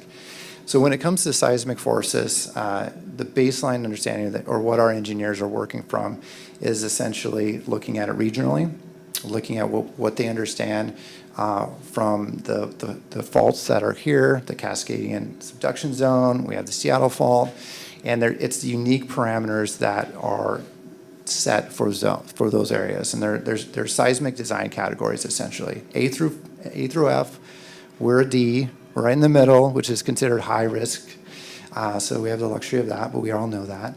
And what's derived from those categories and what our engineers work from is essentially ground movement, or what they refer to, or what is classified as acceleration. I'm not going to bore you with going into that. AI will bring you all kinds of good stuff to research and nerd out on. And if we had to ever go back into more detail, our engineers are happy to come and provide that. But effectively, that's how the ground moves. And it's how the ground moves regionally in that location and in consideration of the particular soils that are on those sites. So those are all taken into consideration. The acceleration values, or how the ground moves, is based on the specific faults and how those faults work. Our faults work up and down. That's how they work off each other. That's why we get tsunamis. Whereas like California, they're working more horizontal, and they result in different levels of movement. So based on that, they utilize the codes utilize historic information based on those movements, and they utilize, where there's a lack of information, they utilize information elsewhere in the world that have similar faults to derive acceleration values. So just want to let's kind of go into that. There's not a level of Richter scale necessarily like that, which are where that's much easier to understand because that's what's reported in the news. But effectively, that's how those are categorized, and that's what our engineers work from a baseline. It's a 500-year event, and that's where we start. So with that, let's talk about the risk categories of how those are applied. So these four diagrams or buildings kind of represent the baseline category 1 up to perhaps we'll talk about our category 4. So we have 4 categories. 1 being the least risk. So it's a low risk. It's your agricultural building. It's that storage building that has low occupancy or no occupancy that somebody put a tractor under. Low risk.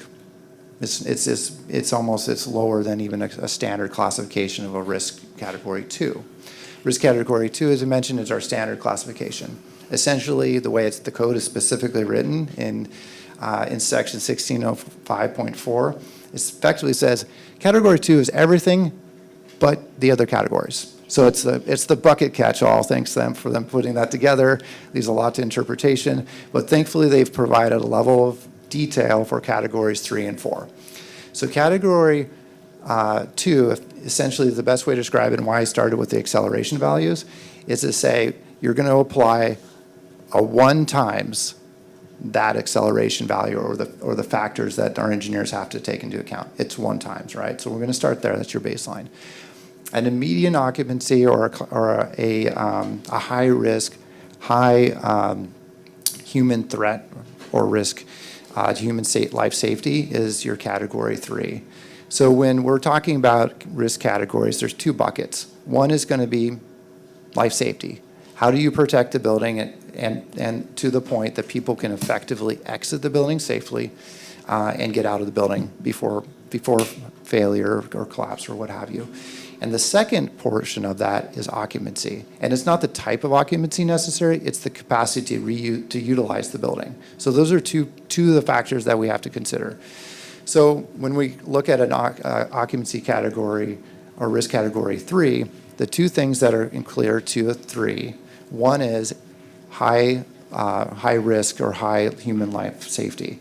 These are your education buildings, your auditoriums, these are enclosed amphitheaters, stadiums, and so forth. These are buildings that have a lot of people in them, so it's going to take a lot longer for people to get out of the building, which means the building needs to be sustained to the point where they can exit. The second portion of it is the occupancy piece, which is where our public works facility and the supporting structures fall into, which is those public utilities that are not classified as a 4. And so that's where we really fall in on a public works facility. So when you look at a category 3, it's essentially 25% more than a category 2. So we're 25% more resilient and resistant to our classifications. Category 4 is our most essential facility. We've talked about that. That's essentially 50% more. And that's aimed to provide the most significant or highest level of resistance. And so that's effectively designing, or some came up with the factor of 150% over our baseline is going to result in the most optimal or perceived notion that the building will be both operational during the event and immediately operational and continued operational after the event. Well, 3 is intended to be operational closely after, right? You have to improve it. It's going to be some issues that you have to deal with. So I'll just pause there. I know we had a question about it in the matrix. Is there any questions? You do have a question? Go ahead. Filling in for Dave for 1 minute. So I'm still struggling with this category 1 through 4 thing, and it seems like you're defining it in terms of what type of building is level 1, 2, 3, or 4. Like you're saying auditoriums, et cetera, are level 3. Most smaller things are level 2, et cetera. When you were talking about the 1.25x and the 1.5x, were those in some ways a measure of the strength of ground movement it needs to be able to absorb at each of those types of buildings? Is that it? So those are the load factors, the resistance factors that the engineers essentially designed to. So let's say your acceleration factor remains constant. It doesn't matter. It's gonna do what it wants to do. It's the earth, right? It's how the building then can react to those forces and how much better can it perform above that baseline. So if a category 2 is baseline, it's a 1. It means that a category 3 is performing 25% above baseline, or it's resisting those forces and performing 25% better. So it's going to be 25% stronger in some sense. Yes, as well as, and when we're talking about seismic, we're talking about obviously the structural system. We're focusing on that. But there's also restraints and bracing for your mechanical units. And there's additional other factors that go into keeping its performance, right? So it can continue to operate or in some capacity or protect those users. And the plans and budgets you've got so far would get us, did you say we're at level 2 now, or we're not even quite level 2? You're above a level 2 based on the last. Okay. You're somewhere in between a 2 and a 3. Okay, and you're proposing to get us up to 3, is that correct? We are. That would be our recommendation, that would be your new baseline target. It's not to say that you can't voluntarily go to a 4 if you as a city, from a risk perspective, chose to. It's not often done, but it's certainly an option. Okay. And for what sort of facilities require it to be a level 4? Like, my understanding is police generally do, and the emergency operations centers, are those the 2 things? Those aren't the two things. So this is where the code has helped us out a little bit better, right? So the code describes that like institutional, to say jails. It's a high level life safety. You got to get out of they can't go anywhere. Emergency care, your hospitals, things that we're going to rely on in an event, right? That has to service us as community members in an event. Your first responders, so that's your rescue, your fire, your police, any ambulatory EMS, all of those folks, those buildings need to support them, as well as any structures that also cover or support their vehicles. So those are going to be their emergency vehicles that are responding. And also power generation that support, or utilities that support those essential facilities, right? So if you had a building that's over your emergency generator, right, at a police station or essential facility or hospital, you can't have that fall down on top of your generator. So it's a trickle effect. So in those cases. So those are a few examples of the types of facilities that you would expect. To be level 4? To be level 4, correct. Okay.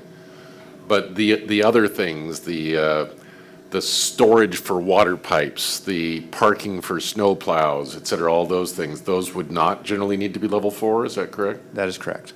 Okay. Yep. Thank you. I think we can move on. Thank you for allowing me to extrapolate. I know that was a lot more than you probably expected for this slide. So we'll go ahead and move on to what would we suggest to meet that level 3 recommendation for this existing building? So it's a shorter list, but essentially we'd expand and grow off of the work that you previously invested in, improving and strengthening your shear walls with shotcrete, bringing them up to a higher level. With those, obviously, we need to address your foundation systems and improve those. You had previously had those grade beams done, and be something similar to that. Increasing your diaphragm nailing and strengthening those connections in and throughout to make sure that the walls and the roof stay connected in an event. All right, so we have our systems. So we'll go through our mechanical plumbing, and then we'll go through our electrical telecom, and then we'll hit the downstream component of this presentation. So mechanical plumbing, key features and expensive features of the building. As far as existing conditions go, your main mechanical systems are your gas-fired electric furnace, exhaust fans, and roof packs. Pretty traditional for this type of building. There is cooling. It is limited to the second floor, which is where the offices are. Unfortunately, there are also offices now in the first floor, so those are not accommodated by cooling. There is the vehicle exhaust and extraction. It's just limited, and we'll talk a little bit about where we might suggest improvements. And then we talked about direct digital control, or how you control all these systems from a management perspective. And there is some, but it's limited. Additional, as far as the deficiencies go, so the mechanical system, similar theme to the City Hall, it's at or past its useful life. We also, for the warehouse and the shop space, while there is ventilation, it certainly doesn't meet current standards, and it can be improved on, right? So we'll touch on the recommendations. And then the server room, which is pretty essential to these types of buildings, is not cooled.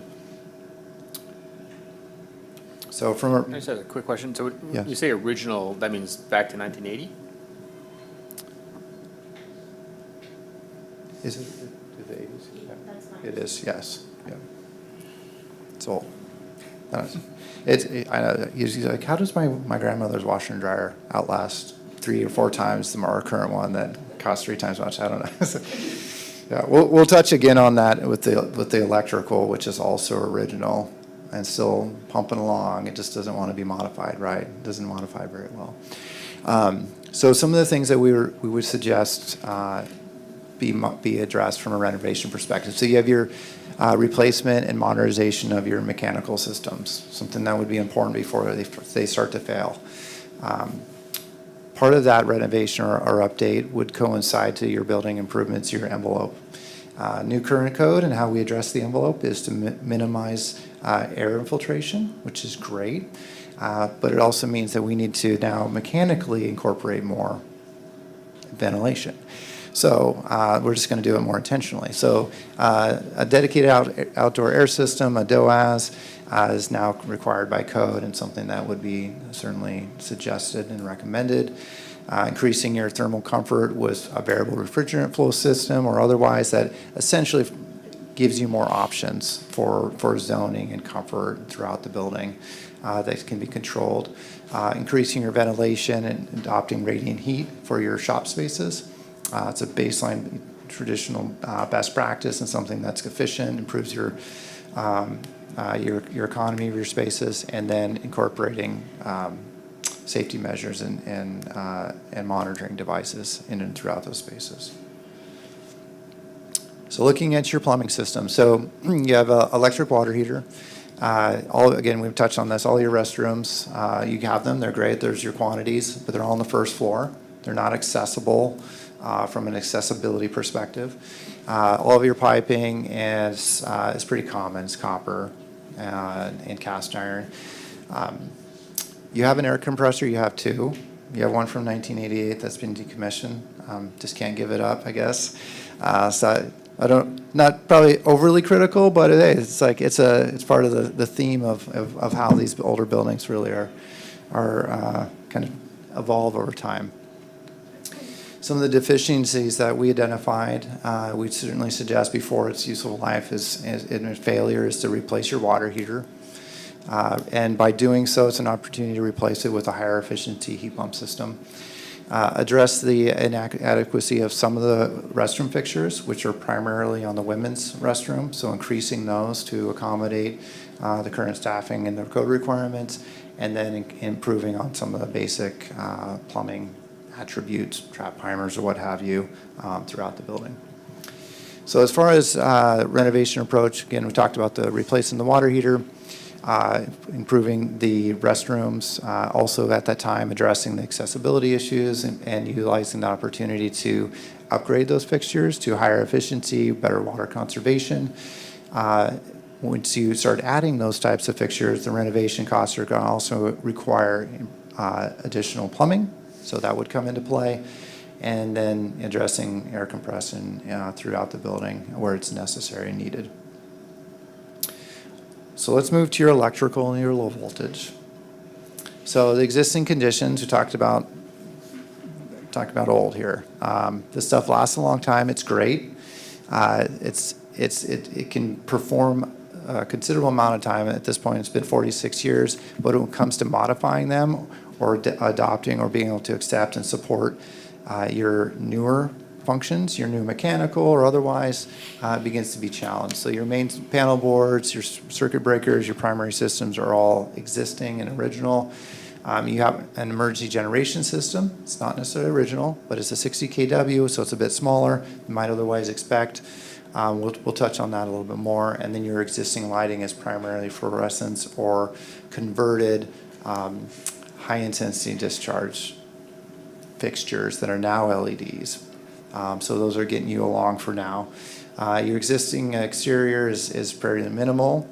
It doesn't meet what we normally expect, and all of your controls are manual, which some people like, right? Those are kind of simple, but doesn't meet current code. So deficiency-wise, so your main electrical system, it's getting there. If it's antiquated, it's probably hard to maintain. It's difficult to find parts for. So that's at its serviceable lifespan. Other equipment, such as the ATS, the generator, they're difficult to expand at this point. They may not support your new systems or your new loads, so that's going to have to be evaluated and considered. And that also contributes to your overall emergency distribution system that you would want for this type of building to keep things going. So from a lighting perspective, we talked about the types of lights that you have. They're also in poor condition, And any retrofitted system, as you can imagine, was not originally designed to be that. And while it certainly fits the bill, anytime you retrofit something such as an HID to an LED, it's not going to have an overly long lifespan to that. So that's something we've identified. Your lighting occupancy sensors don't meet current code, and your exterior lighting presents perhaps safety or even security issues that we would suggest managing. On the low voltage side, your existing conditions, they're newer. It's not really a surprise. We see this all the time because those systems are also newer. So most of the systems are around 10 years old. You do have access control and you do have a fire alarm system, but your fire alarm system is also original. Those deficiencies, they result in, at least from the low voltage side or the security side, essentially they are becoming antiquated, so they're becoming more difficult to manage, difficult to update, and they can be difficult to expand on. So not necessarily, and when we get to the renovation side, suggesting that you fully replace them, but just understand that as you get into that, you might determine that a best value is to actually replace them versus have a secondary system that supplements that. And again, your fire alarm system doesn't meet what's original. It doesn't meet current code. So a renovation approach, we suggest based on this, and we'll get into our prioritization list here, but effectively replace the entire electrical distribution system so you're in good shape for the next 20 years. Address your emergency management to coincide with that so that you don't have a weak link in your overall system. Updating and improving your lighting systems to new current energy requirements, including your automation and your automated lights. Adding on to your surveillance cameras, increasing your exterior lighting, and replacing your fire alarm system.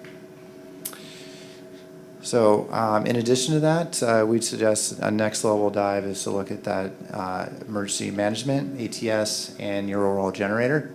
You may not have to replace it right away. It might have some serviceable life to it, but it's something that we certainly want you to be aware of, that the overall loads might require it. All right, so last couple considerations, and then we'll get into the costs. So we talked about just the programmatic ability of the existing building to support your staff, the city public works, their engineering staff, and their operational staff. Effectively, right now, they can't. That's why they have office space in the old shop bays, and they have office space in warehouse and so forth. You can see some of the issues here in the lower image. But to relieve those issues, you have an opportunity with the 9655 to relocate staff. So what we've been discussing is relocation of the engineering, capital staff and engineering staff to that facility to relieve space and then reorganize the building and bring it back to its original intended purpose, right? To get shop space back to shop space and vehicle base back to vehicle base and so forth. From a priority perspective, we've outlined kind of what we would believe are the high, medium, and low priorities of how you could address this. So we're going to talk about the whole picture from a cost perspective, but this would help you perhaps organize an approach that could be more manageable from a cost perspective for the renovation. So your high priorities are going to be replacement of your mechanical systems for your office spaces, making those meet current code, meet current wellness and comfort, allowing for more flexibility, addressing your ventilation, your shop areas, improving your lighting, and then in addition to that, you're going to need to upgrade your electrical and branch service systems. Your medium priorities, there's really a fine line. Honestly, these kind of blend with one another. They're very, very, very near to each other.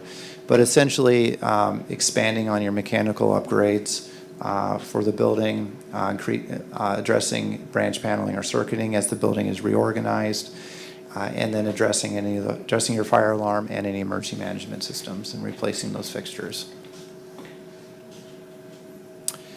Your lower priority needs are going to be replacing storage space heaters, including dedicated control systems, updating, expanding your access control. You have it, it works, so your base needs. The one thing that you might have noticed at the bottom here, the note, of course, that applies to anything that you do is essentially is to address those accessibility requirements. So by code, for any renovation, you're going to need to invest up to 20% of your improvements into your accessibility improvements, to which point you meet that criteria, and then you can voluntarily continue to improve that.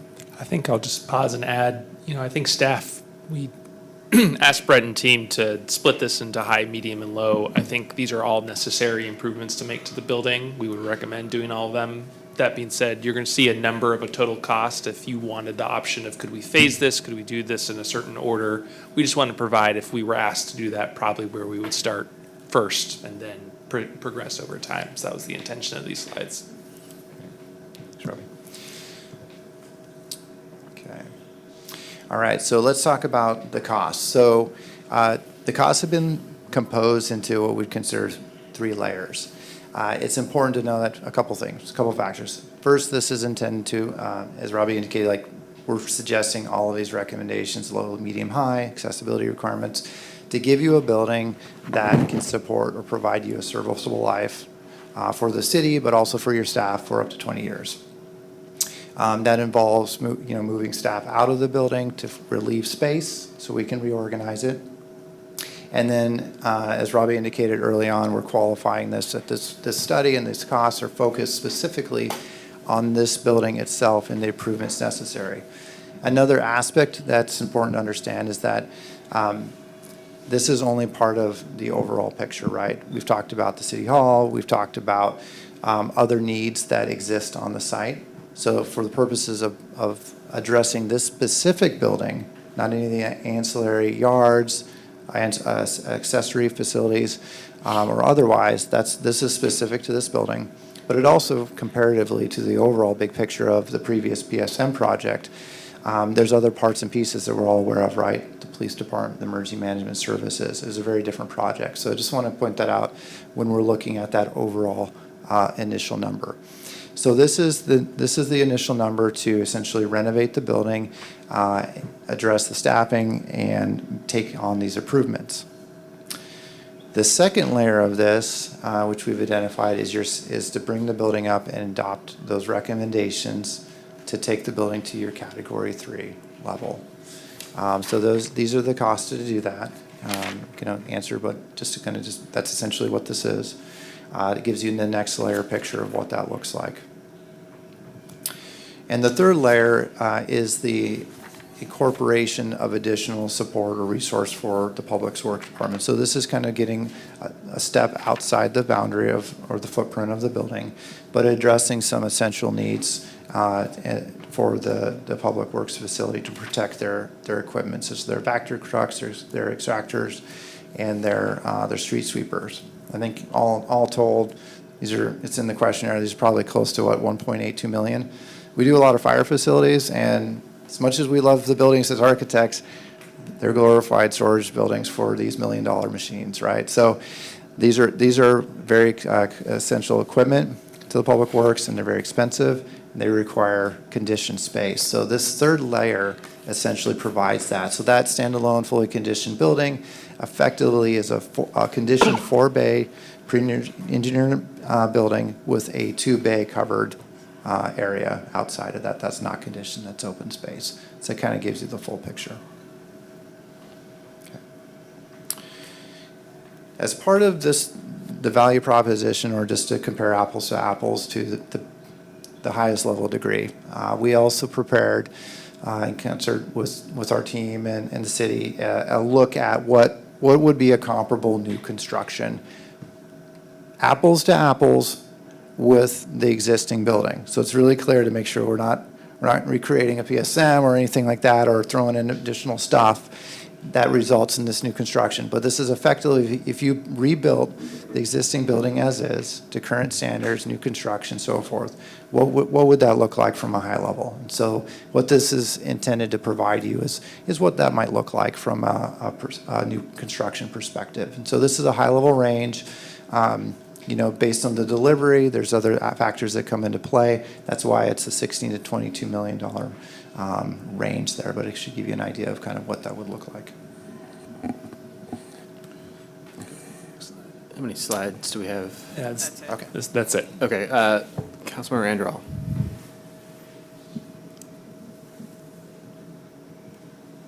You're on mute. Of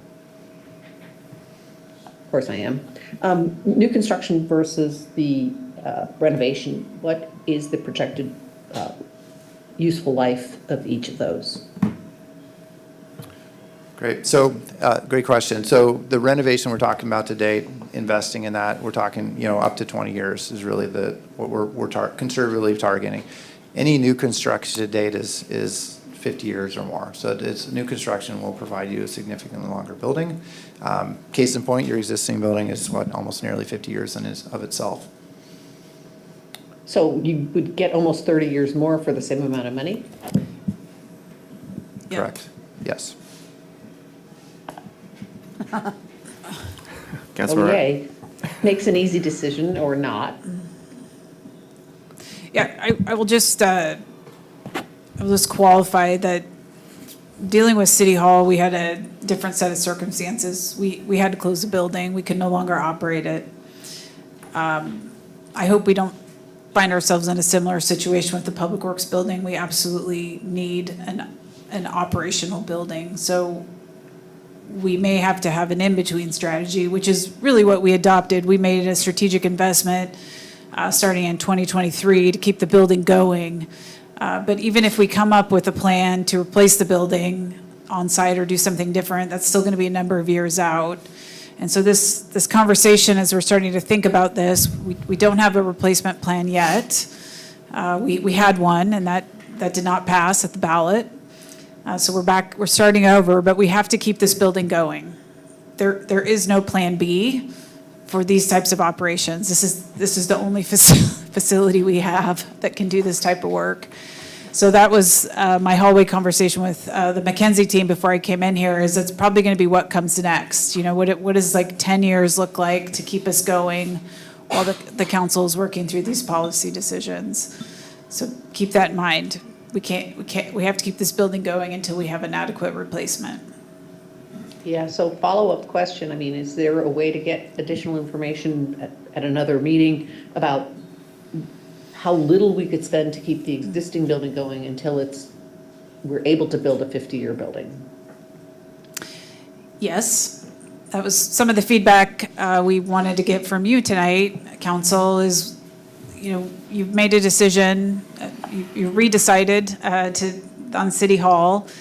We represented a lot of information tonight. For those of you that have been on council, you've seen this presentation before, so this is a refresher for some, new to others. What do you need to know next about this facility? You heard tonight we're beginning to move staff into the 9655 building without really doing a whole lot to it right now, just to provide some relief. And then we'll have to talk about where we go from here. Yeah, if I heard Councilmember Anderall right, I would align with that question. Just, what is sort of the minimum we can do to not spend a ton of money and sort of increase our optionality. Councilor Reynolds. So many questions. But let's pick a couple. Yeah, I'll pick a couple. If you opted for the new building or a substantial remodel, either one, how does that impact current operations? I presume a new building would take 2 years plus to construct. How do you keep running in the meantime? So next level conversation would be where does that new building go, right? Let's use the presumption it's on the existing site, right? So that would have to be mapped out, but you're right, between design and construction, it's a two plus year endeavor, correct, right? So that's gonna have to happen. Now, construction of a new building can happen independently on site, depending on where it's organized and the available space. If City Hall were to come down and all of that offers opportunity, depending on where it goes. So if it was constructed on site, it can presumably be constructed without necessarily impacting existing operations. So they can continue to utilize the existing building. It is so if you're getting to hey, what do we need to do over the next 2 years to the existing building, right? While it's being constructed, that's a layer of detail. Like, when is your when's your water heater going to fail? They like to surprise you, or your mechanical system. So there's certain things that can limp along for that period of time, and that's certainly a next level of detail that can be evaluated. But if you're going to, coincidentally, if you're going to renovate the existing building, you can imagine that level of money investing in your existing building comes with a fairly significant operational impact to make it happen. We weren't around when you did your other structural upgrades, but I'm sure Public Works could provide feedback on when and where that affected them. But to come in and do the additional structural upgrades, address your mechanical systems, things of those nature, has to be carefully planned and carefully defined in order to minimize that disruption, which is certainly going to occur. Clarifying question, the 20 million standalone building, the sort of apples to apples comparison, is that on a level site with appropriate soil? That's on, well, it's on your current site, but hopefully a level portion of it. Yeah, I think where the mayor's headed with this is, we have let the cat out of the bag in a few conversations that some of our soil conditions are suboptimal, especially near the back where the building actually sits now. And so as we've talked about in the PSM bond measure and now looking at different alternatives, any new building is likely going to need to pull forward on the site. And we had talked about that previously. So since the ballot measure, we've done additional work on the site, soil studies, and we may need to pull the buildings forward even more all the way to the street. So that's something to be aware of as we contemplate our next steps. Okay. Deputy Mayor Becker. Yeah, I have a question that I didn't ask last time because it was getting so late, but it applies equally here. So this question is sort of for both of them, which is that when I talk to community members about any of these facilities, they regularly quote, how much it costs them to build something else. And I'm just wondering if you could speak in general to why are municipal projects so expensive? For my benefit, and I think for the community's benefit, is understanding per square foot, total cost. Why does these all cost so much money? I don't think there's a project we don't have that question come up. It's like, hey, we built this down the street for X, and depending on the type of building. These types of buildings there's a couple factors. First off, these types of buildings are expected to last a significantly longer portion of time than perhaps what you would normally expect. If we're doing a stand-up retail building, from a developer's perspective, it's not to suggest that they don't want it to last that long, but they're not investing in the building or the types of construction necessary to make it last that long.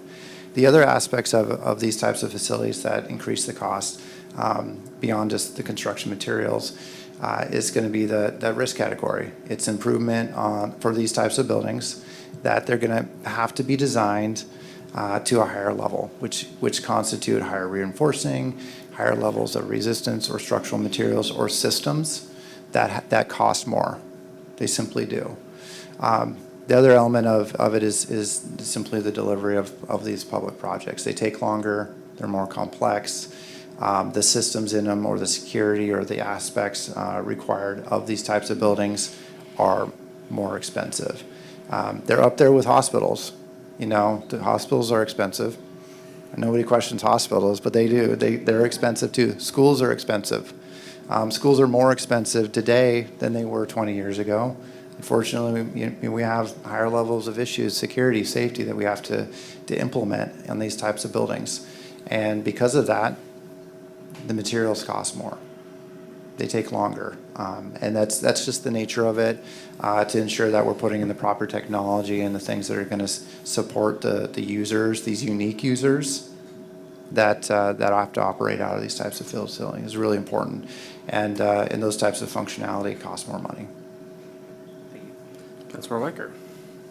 So back to functionality, I think this question's for Jesse. We talked about the PSM building representing all the functionality that we need, and if we do like for like with this new construction, how do we anticipate? I would think we'd have to go bigger given that our needs have changed since 48 years ago. So what do you think in between this idea of building new, the building next door? Like, it feels like we're talking about buildings, not use and not occupants and not materials and not equipment. So Yeah, can you good- talk a little bit? Good question. Tonight, we really wanted to focus on the building itself. The conversation gets a little more complicated when you think about the whole facility, right? All of the things that we do at Public Works, many of those things happen in a yard, not in a building. Council, you're aware that, our current yard is not laid out optimally. Our ancillary structures, all the open area structures, the sheds, the storage or lack thereof is not adequate. So that all needs to be addressed. What we've talked about, following the failure of our bond measure is this may have to be phased. You have a police department operating out of trailers. You just heard tonight that our Public Works building is probably not worth the reinvestment, but we need to keep it going. So I think the next conversation for us is what comes next? Who gets rehoused first? How do we phase this? What does this look like, potentially going back to the voters, and when? We wanted to just make sure this council, which is a different council than was here last year, has all the information again. We're starting the conversation over to think about sequencing. But we have multiple teams and inadequate facilities, and that is something that's going to have to be addressed. Councilmember Shea.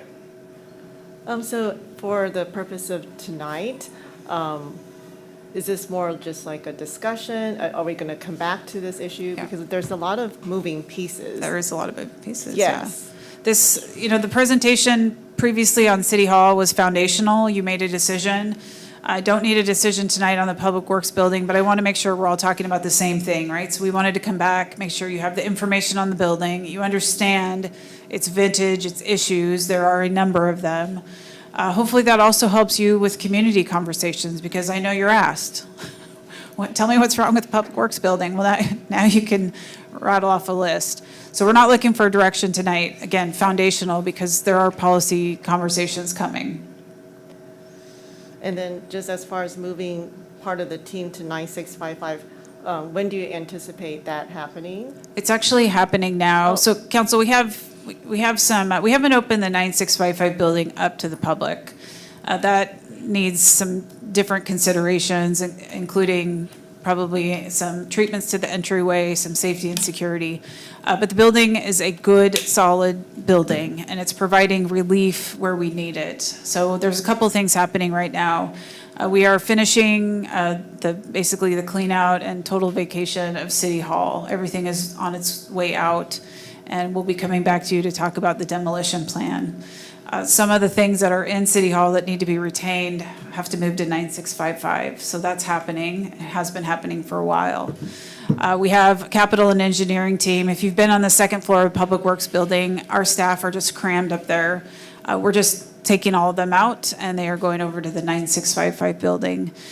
We've also started to sand up some, we call it hotel spaces, basically flexible workspaces, both at Luther Burbank and at the 9655 building, so the staff that are scattered since the City Hall closure have somewhere they can go touch down. I think one of the things that's been hardest for us is we can't have a department meeting for the city manager's office or finance because we have no department space. So we're trying to build in some of that flexibility so we can just get some relief. Even the police department, they don't have proper conference rooms or any space where they can all gather, so they will also be able to use the 9655 building, at least as a relief valve now. So that's happening now.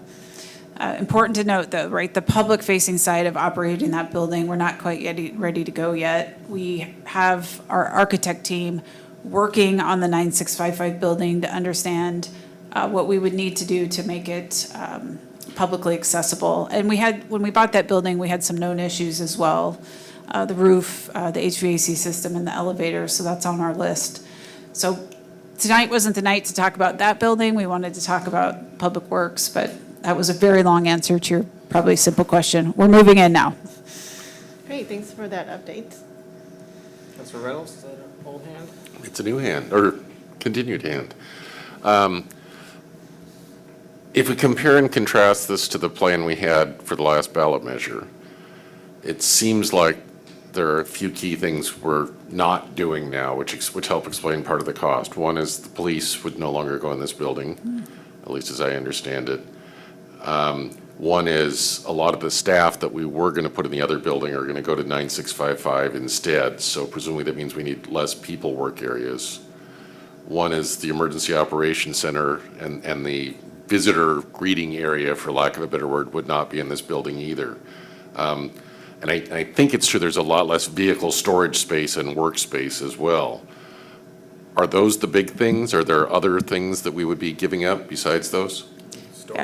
Yeah, I'm not sure we could even make that comparison, Councilmember Reynolds, because the Public Works building was never a police building, right? It's always just been a Public Works building, so Right. it's still just a Public Works building. Over time, what happened is we ran out of room in City Hall. This goes back probably to the 90s, early 2000s. And so the engineering and capital project team started moving, and we're in Public Works. There was always some teams that straddled. Once City Hall closed, we moved the utility billing staff to Public Works. So we took a building that was already overcrowded and we made it worse.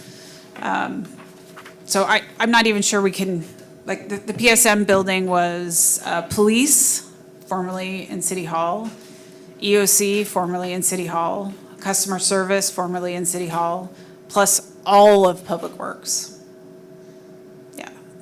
So that explains why, but I think my question is still helpful to understand old proposal versus new proposal. What do the two buildings do differently? And Right, this is just Public Works, and it doesn't even address the yard. Right, the yard, that's another big thing I didn't talk Yeah, about. that's a very big component. Okay. Right, and the 9655 building came in, we as a city knew about it while we were preparing the ballot measure. The public became aware when we announced it, but we had planned for that to be the partner to the PSM facility. Yeah. So the non-public work staff, YFS, city manager's office, planning would all go into that building.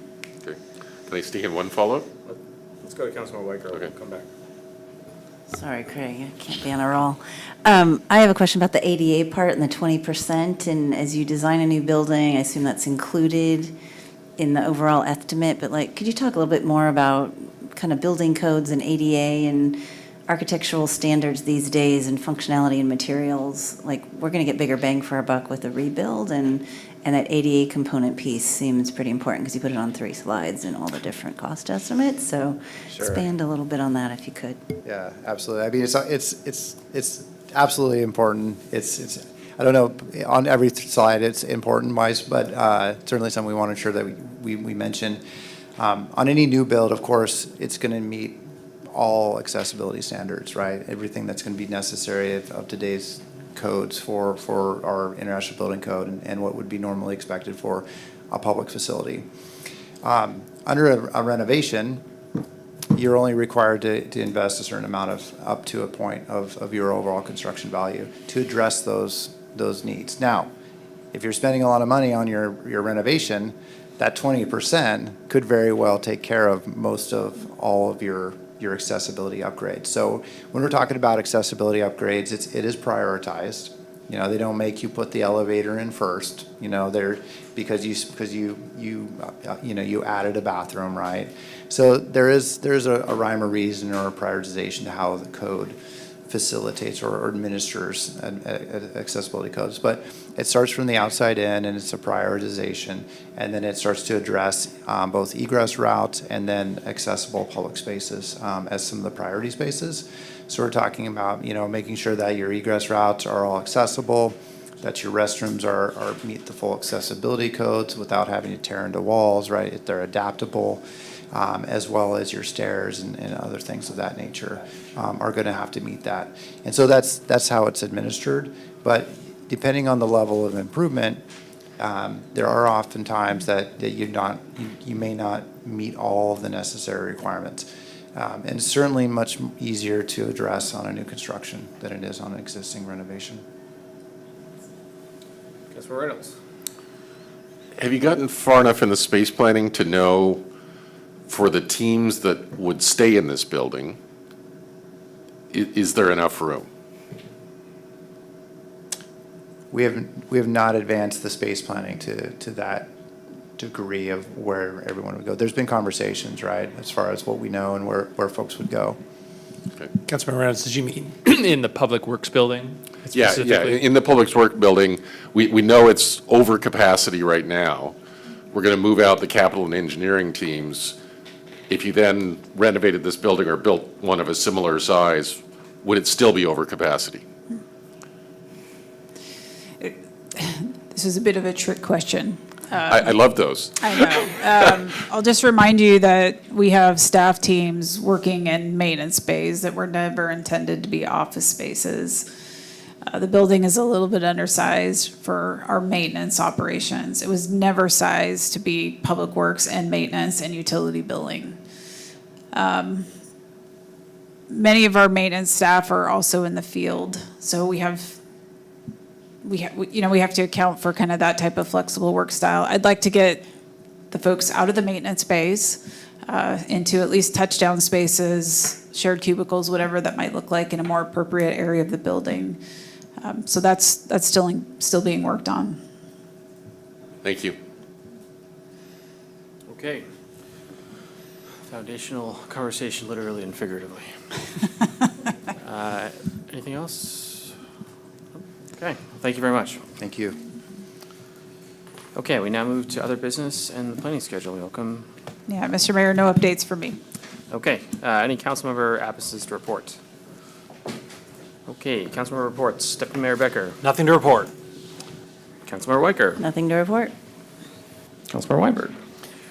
Yeah, so the King County Cities Climate Collaboration, or K4C, held its monthly meeting of the Electeds Outreach Committee yesterday. And among the 14 attendees were Matt Kuharek and Brian Doyle and Vicky Raya from King County. They gave us an overview of the county's Jump Start program. It's a program expanding the clean energy economy workforce, and it provides paid internships to 40 adults per year from historically disadvantaged communities to develop skills and get job placement doing solar installation and heat pump and HVAC electrification retrofits, EV charging infrastructure, and energy efficiency upgrades. And funding comes from the state and federal grants as well as from industry subsidization. We also talked about how cities can partake in involving some of these interns in their projects. And my next open lunch is, my monthly open brunch is going to be at 10 a.m. on Saturday, May 16th at Crawl Space. The address is 3041 78th Avenue Southeast. And as always, all are welcome. It's an open agenda, news, sports, weather, humor, even questions about city business.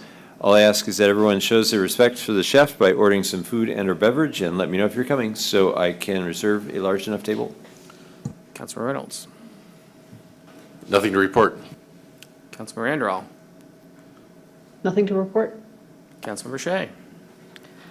Yes, so I attended a number of events, just want to share with the community. And you can find these events on the city Instagram, city Facebook, and also you can sign up for the city newsletter through their website. So I attended the first Sustainable Fashion Show on April 23rd at the Community Center, and this was organized by the Mercer Island Chamber of Commerce in partnership with our Parks and Recreation team. And for Earth Day on April 22nd, I celebrated at the Clark Beach Park with the Mercer Island Parks and Rec team and the Mercer Island Women's Club. We cleared invasive species and transformed the plants into nature art. So a lot of people ask me, oh, I would have loved to do that if I'd known about it. So please sign up for the city newsletter to know about the events. And on April 24th, the Port of Seattle and the Seattle-Tacoma International Airport invited elected officials for a comprehensive airfield tour. And Daniel, Deputy Mayor Becker and Councilmember Weinberg and I attended. And the leadership from the airport presented plans to expand capacity, improve the infrastructure, and enhance travel experience for passengers. And also attended the First Friday Art Walk. So we have a lovely art walk first Friday of every month from 5 to 8 p.m. So encourage community members to do that and see your neighbors in person. And this Thursday, I'll be riding the light rail to Seattle with community members on, so this is May 7th, when we're meeting at the Mercer Island Light Rail Station on 80th at 11:15. So please RSVP with me if you would like to join. Thank you. Okay, thank you. I don't have anything to report. The City Council will now go into executive session for approximately 15 minutes to consider the selection of a site or the acquisition of real estate by lease or purchase when public knowledge regarding such consideration would cause a likelihood of increased price pursuant to RCW 4230-110-1B. The City Council will be in recess from 9:20 p.m. until 9:25 p.m. The City Council will convene the executive session at 9:25 p.m. until 9:40 p.m.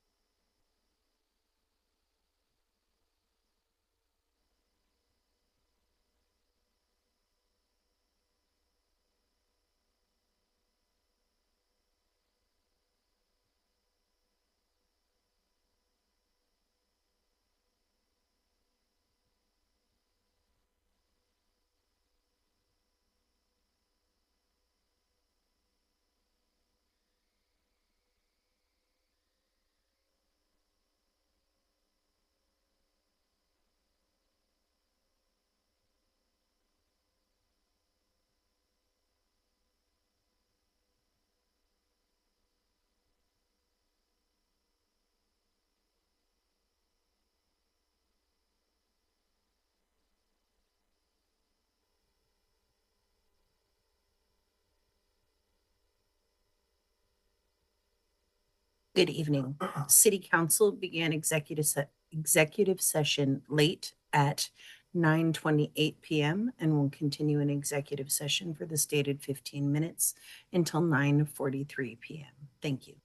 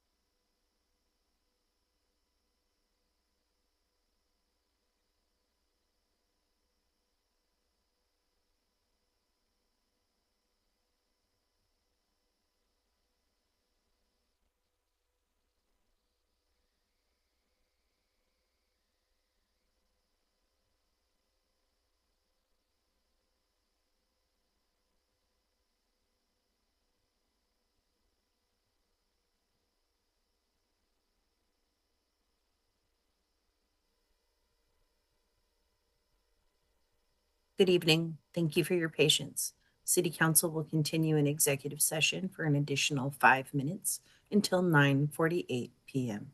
Thank you.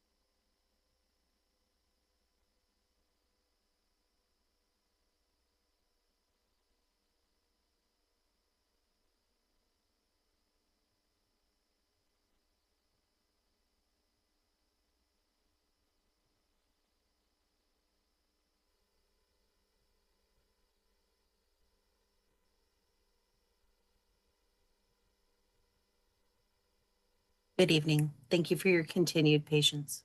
City Council will continue in executive session for an additional 5 minutes until 9:53 PM. Thank you.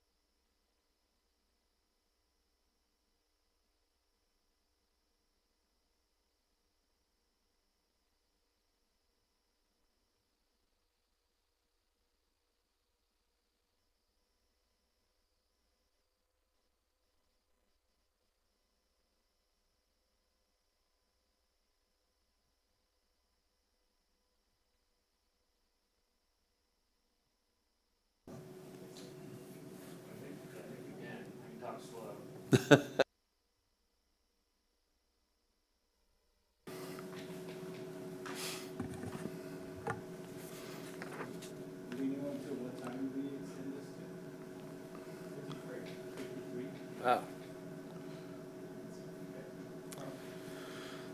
The city council was in executive session from 9:28 until 9:50 PM. The next regularly scheduled hybrid city council meeting will be on Tuesday, May 19th, beginning at 5 PM. The time is now 9:55 PM. As a reminder to the council, please stay seated until the city staff has terminated the broadcast. Good luck and good evening, and thank you for joining us.